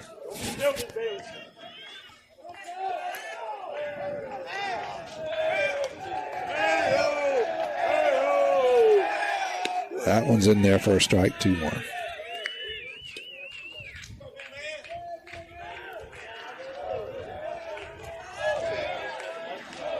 Several folks texting, hey, we're still listening. Appreciate y'all. I guess it's just now getting exciting. 3-1. I sure would have liked to put this one to bed last inning. Got that strikeout one batter sooner, but nonetheless, we're in for some bonus baseball here. 3-1 to Bayless. Now that one's outside, ball 4. So he'll head down to first. We'll get a courtesy runner for Mason. That'll bring up Brunson Stockstill. Brunson's 2 for 3 on the night with a strikeout. Ben Bird will head down to first and run for Bayless.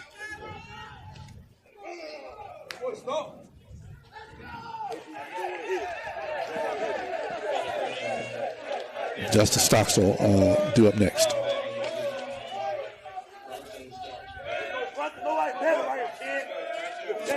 Tide scored 3 in the first, 1 in the 5th.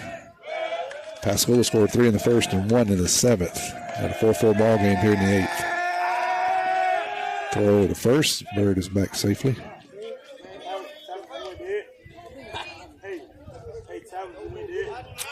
Six hits for Pascagoula, 2 errors.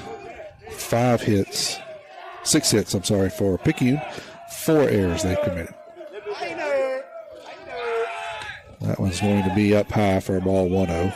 Brunson squared the butt. We'll see what they're going to do here, 1-0. Looks like Pascagoula coach is going to come out and have a conversation. I believe this is more defensively than anything else about his pitcher. So he wants to make sure everyone is in the right spot for an obvious bunting situation. We'll step away for 30 seconds. Get ready to satisfy your cravings with Sonic Drive-In's all-new Double Queso Smasher with 2 Angus beef seasoned patties smashed and seared. It's crispy on the edges and juicy in the middle. Layered with 2 slices of melty American cheese, creamy white queso, crunchy tortilla strip, sliced jalapenos, diced onions, and a creamy Southwest sauce. Served on a pillowy soft potato bun. Get yours today at Sonic Drive-In on Highway 11 North in Picayune. Go ahead, push that red button for happy eating at its best. Be first in line, order online at Sonic Drive. It's 10 o'clock straight up, and with that, the umpire will break up the conversation at the mound. We're now a little over 3 hours into the broadcast, and bonus baseball, top of the 8th. Tide got a runner down at first. Nobody out. Brunson Stockstill up in an apparent bunting situation. Pascagoula had a meeting with everyone on the infield, try to get straight defensively. We'll see what Brunson does, what Coach Evan has up his sleeve. He does square and gets it down the first base line. It's a good bunt. The pitcher's going to pick it up, throw it to first, and they will retire Brunson on a bang-bang play. So it'll be a sack bunt. Bird will get down to second. So Brunson does his job and almost beats it out at first. That'll bring up Justin now. He's 1 for 3 on the night with a walk and a strikeout. Parker Helton on deck.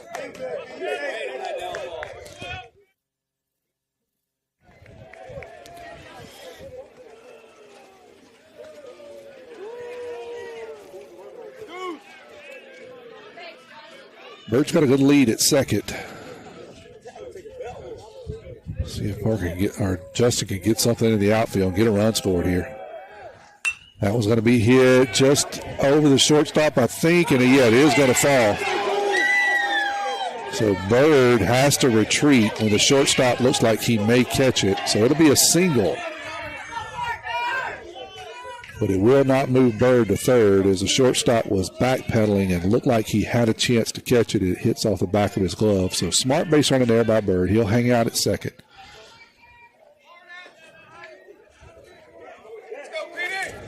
And that'll bring up Petey.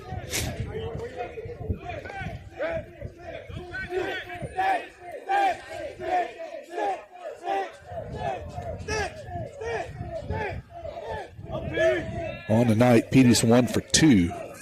Couple of walks and a strikeout. He's going to foul the first pitch he sees, 0-1.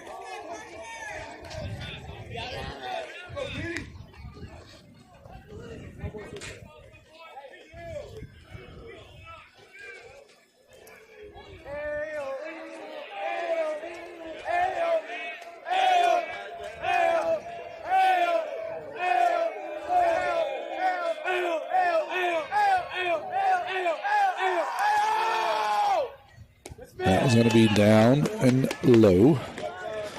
1-1, Parker. Coops on deck.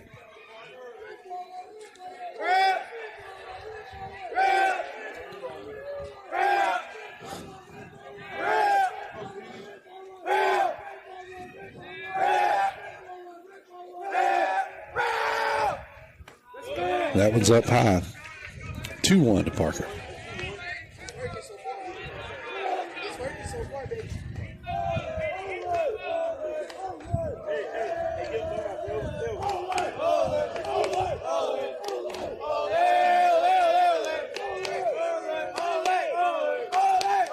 One out. Runners at first and second here in the eighth. That was down low. 3-1. Parker. Parker trying to earn a base hit or his third walk of the game. Moreau's 0 for 1 on the night. 2 walks to his credit and a strikeout.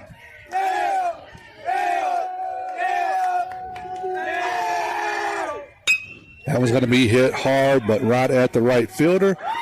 So he'll retire the second out of the inning on a line drive by Petey.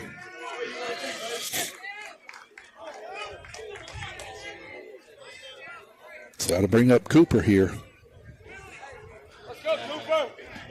These are the 2 guys you want up. Actually, the 3 guys you want up. Helton, Moreau, and Pugh with runners on and a potential game-winning situation.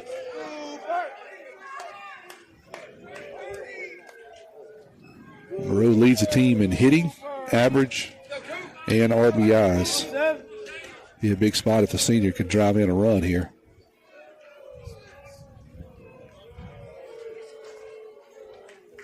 Here's Ernest's first pitch. It's going to be up high for a ball, 1-0. Ernest not overpowering stuff at all from the left side for Pascagoula.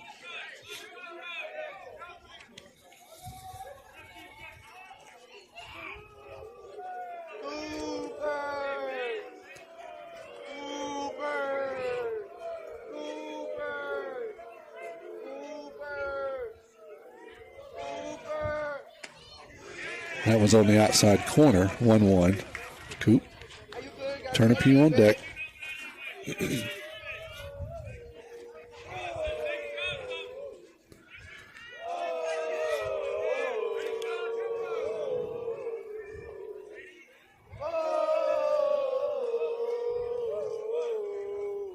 That was going to be hit, and that's going to be a single out into center field. Going to send the runner from third. He's got a good arm out in the outfield. And the first baseman's going to cut the baseball, and I'm not sure why. That's a mistake by the first baseman. But we'll take it. As Cooper singles in a run.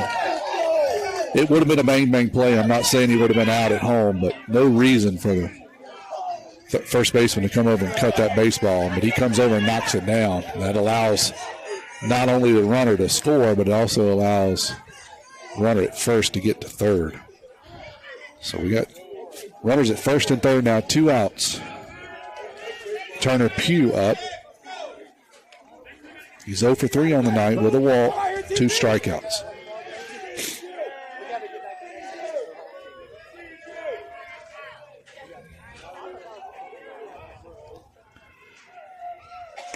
That pitch is going to be in there for a called strike, 0-1. Turner. Pitcher Landon Franklin would be due up next.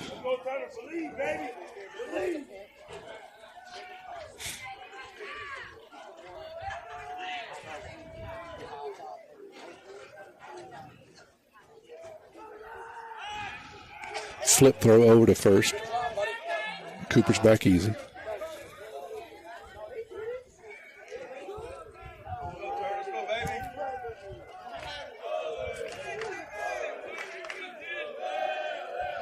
These two teams will do it again tomorrow, 1 o'clock. We may still be here at the pace of this game. And that one's going to be down low, 1-1.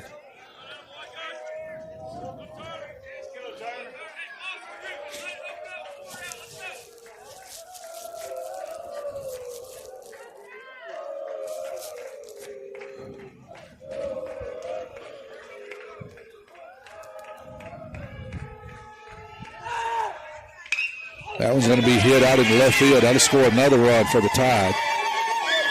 That'll be Pugh's first hit of the night. That single will give him an RBI. Run the score 6-4. Put runners at first and second for Frank. Tide bats come alive here in the 8th.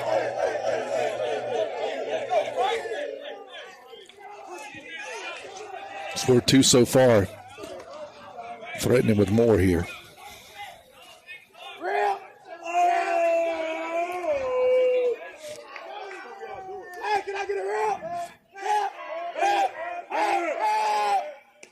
That one's outside, ball 1.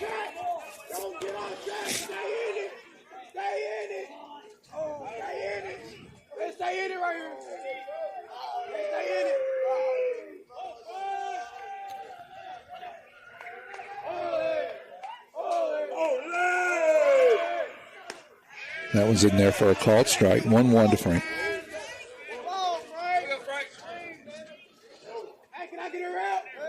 6 run, 9 hits, 4 errors for the Tide. 4 runs, 6 hits, 2 errors for Pascagoula. Tide leads at 6-4 in the top of the 8th here. That's a called strike, 1-2 on the outside corner. Landon's 0 for 3, a couple of strikeouts and a walk.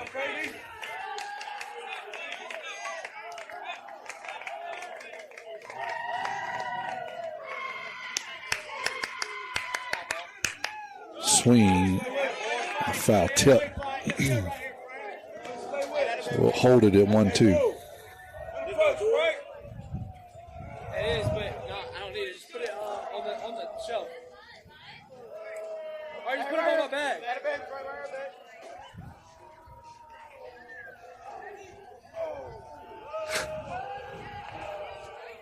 Long, slow look at the bases by Ernest. That one's going to kick by the catcher. Both runners will move up on ball 2 and a pass ball.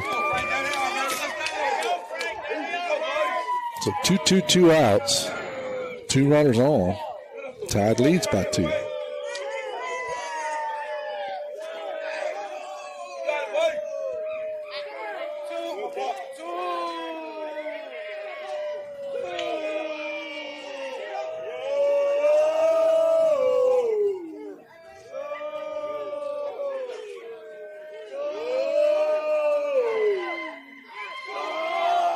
Swing and a miss. So Tide pushes 2 across. They do strand 2. We're headed to the bottom of the 8th. Tide regains the lead.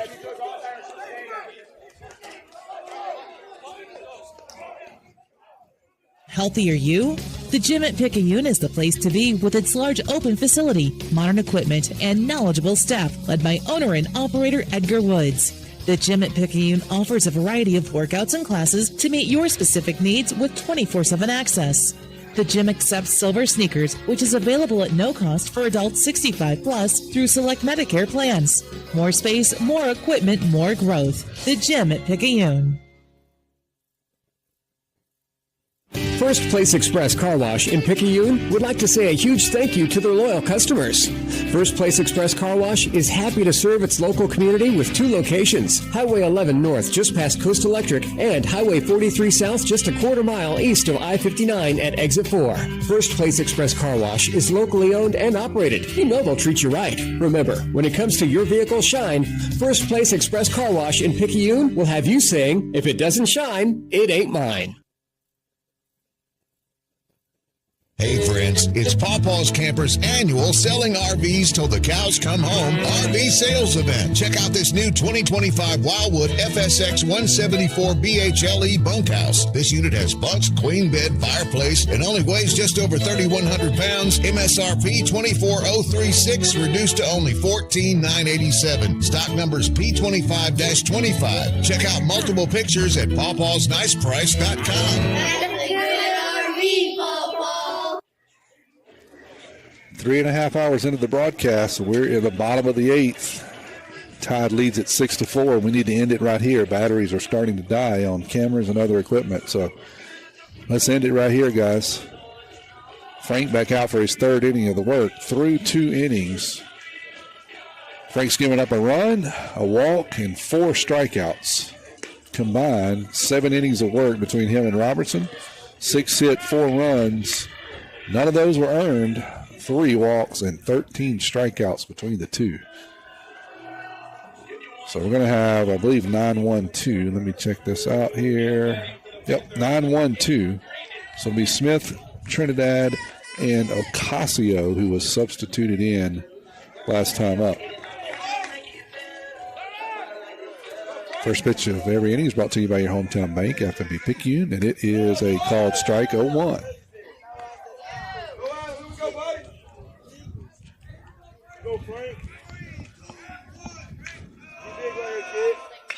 That one's going to be grounded down to 3rd. Coop will pick it up, kick it away, and then throw it away. So that will put the runner down at 2nd on what will have to be 2 errors, as it was reached on an error and then overthrow at 1st and allows the runner to get to 2nd.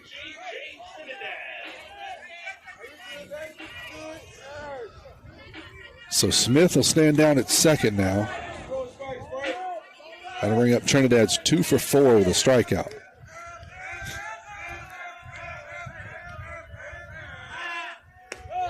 That one is in there for a called strike, 0-1.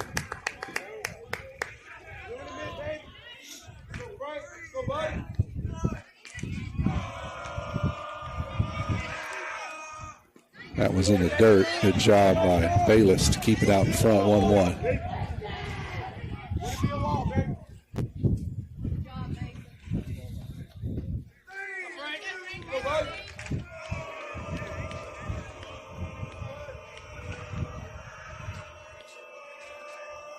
Long look at 2nd. Here's the pitch. Off the outside corner, 2-1.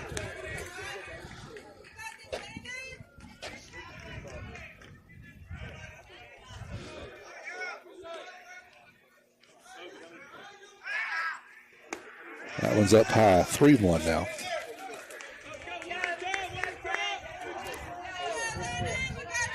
Franklin's thrown 47 pitches. 2+ innings of work. There's 48. That's ball 4. So that'll put the tying run now on base. That's going to draw a conversation from Coach Evan. We'll step away for 30 seconds.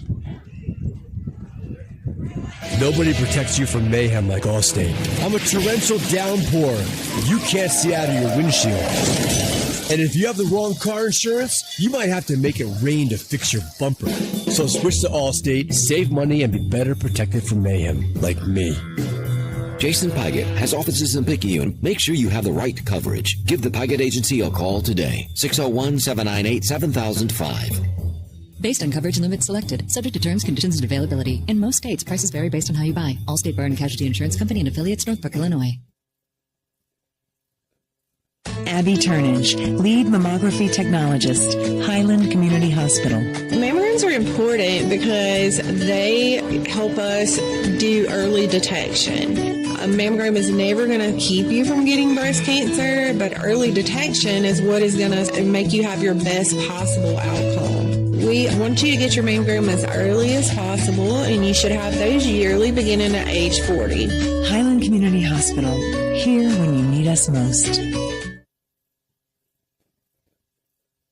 Abby Turnage, lead mammography technologist, Highland Community Hospital. Mammograms are important because they help us do early detection. A mammogram is never going to keep you from getting breast cancer, but early detection is what is going to make you have your best possible outcome. We want you to get your mammogram as early as possible, and you should have those yearly beginning at age 40. Highland Community Hospital, here when you need us most. Macon Burnett's going to come on for the Tide in relief of Landon Franklin. He'll inherit a couple of runners, one at first, one at second. Nobody out here in the bottom of the eighth. Tide is leading 6-4. Burnett with his final two warm-up tosses here. And he's going to face Ocasio, I believe, who was the pinch hitter last time up.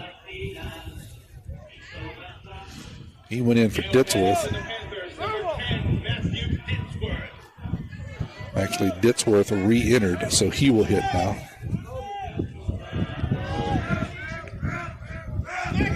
Ditsworth hits from the right side. He is 1 for 3 on the night.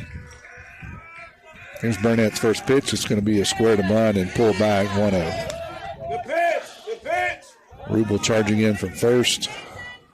Coop will have to stay at home over at third.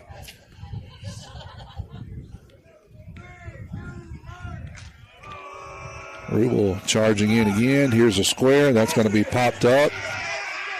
And that's going to kick away from both as Rubel actually overran it. It was a pop-up bunt. Rubel overran it. Burnett tried to dive. Could not get there.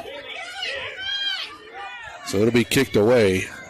And they'll call that a single, I'm sure. Burnett, hopefully he's okay. He dove on his shoulder. That'll load the bases here. That'll put a winning run now at first base. You got this, mate. Give me a ground ball. Sims now the hitter. He'll foul off the first pitch, 0-1.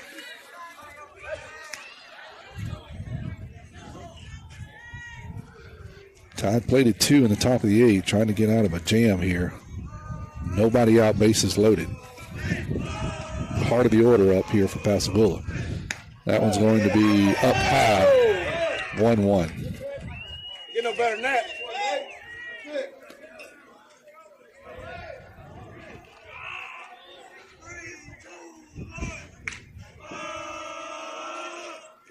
Burnett's pitch is going to be outside 2-1.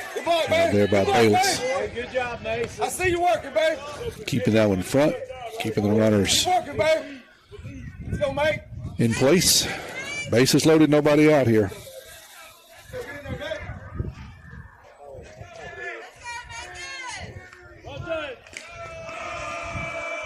Here's a 2-1 pitch from Burnett. That one's going to be up high, 3-1.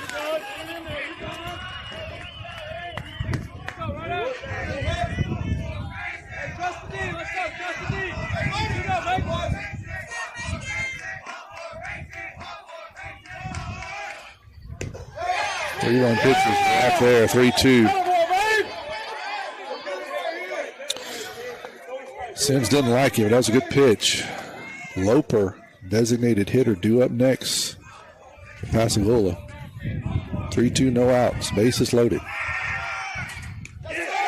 Just off the outside corner, that'll walk in a run. 6-5.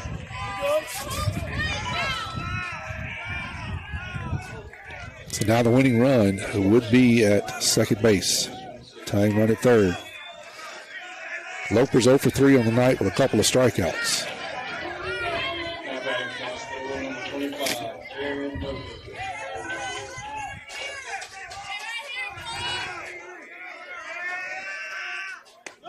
First pitch is going to be in there for a strike, 0-1. Corners are in. Middle infielders are back, conceding a run for the double play. That one's going to be down low, 1-1.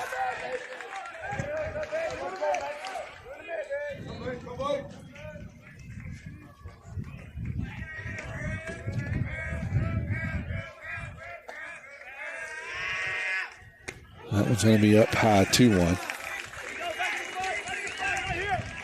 Burnett trying to battle here. It's been a seesaw game all night long. Both teams scored 3 in the first. Then the pitchers settled in, and it's been a pitcher's duel, really, since then. That one's going to be lifted out into shallow right field. Pugh is going to get a beat on it. Here's the play at the plate. And it's going to be thrown away on the cutoff, so that allowed a 1 run to score. Both runners to move up at the top of the ball game.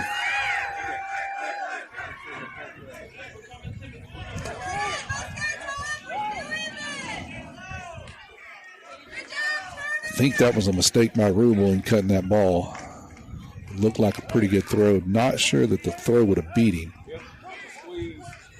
But no chance if he cut it. Tried the relay and threw it away, but I think the mistake was actually in cutting the ball. So we'll see here what they do.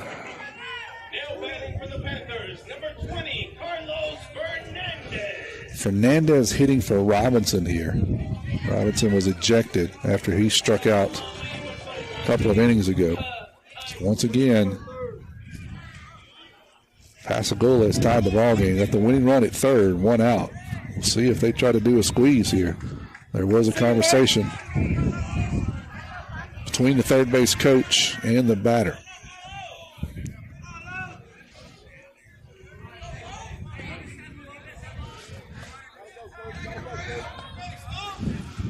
Coop and Rubel in on the grass, suspecting squeeze. He did not score. That ball was up high, 1-0. Norvell's up next. He's 1 for 4 on the night. Can't let this guy score at third, though. That one's going to be in there for a called strike, 1-1. Actually, all the infield's in on the grass. This run can't score.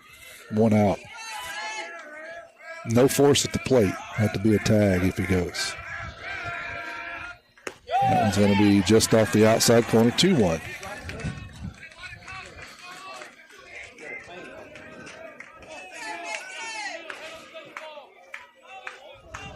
Two, 1 out. Winning run standing at third base. That one's going to be hit into shallow right field. There'll be a play at the plate. Here is the play. And it's going to kick away from Mason. And that'll be the ball game on a sac fly to right field. So with a sac fly, Pascagoula will score 3 in the bottom of the 8th. After Picayune scores 2, they win it 7-6. 7-6 is the final score for the final time. 7-6 Pascagoula takes game 2. Be the rubber game tomorrow in Picayune as these two teams will do it again at 1 o'clock at the Kirk. We will not carry that broadcast, so we encourage you to get out and support the Tide at home as they look to still take the series from Pascagoula after dropping game 2. 7-6 here in Pascagoula. We'll hand it back to the station after this break. You've been listening to Brew Tide Baseball on WRJW. Herring Ford Lincoln, a name we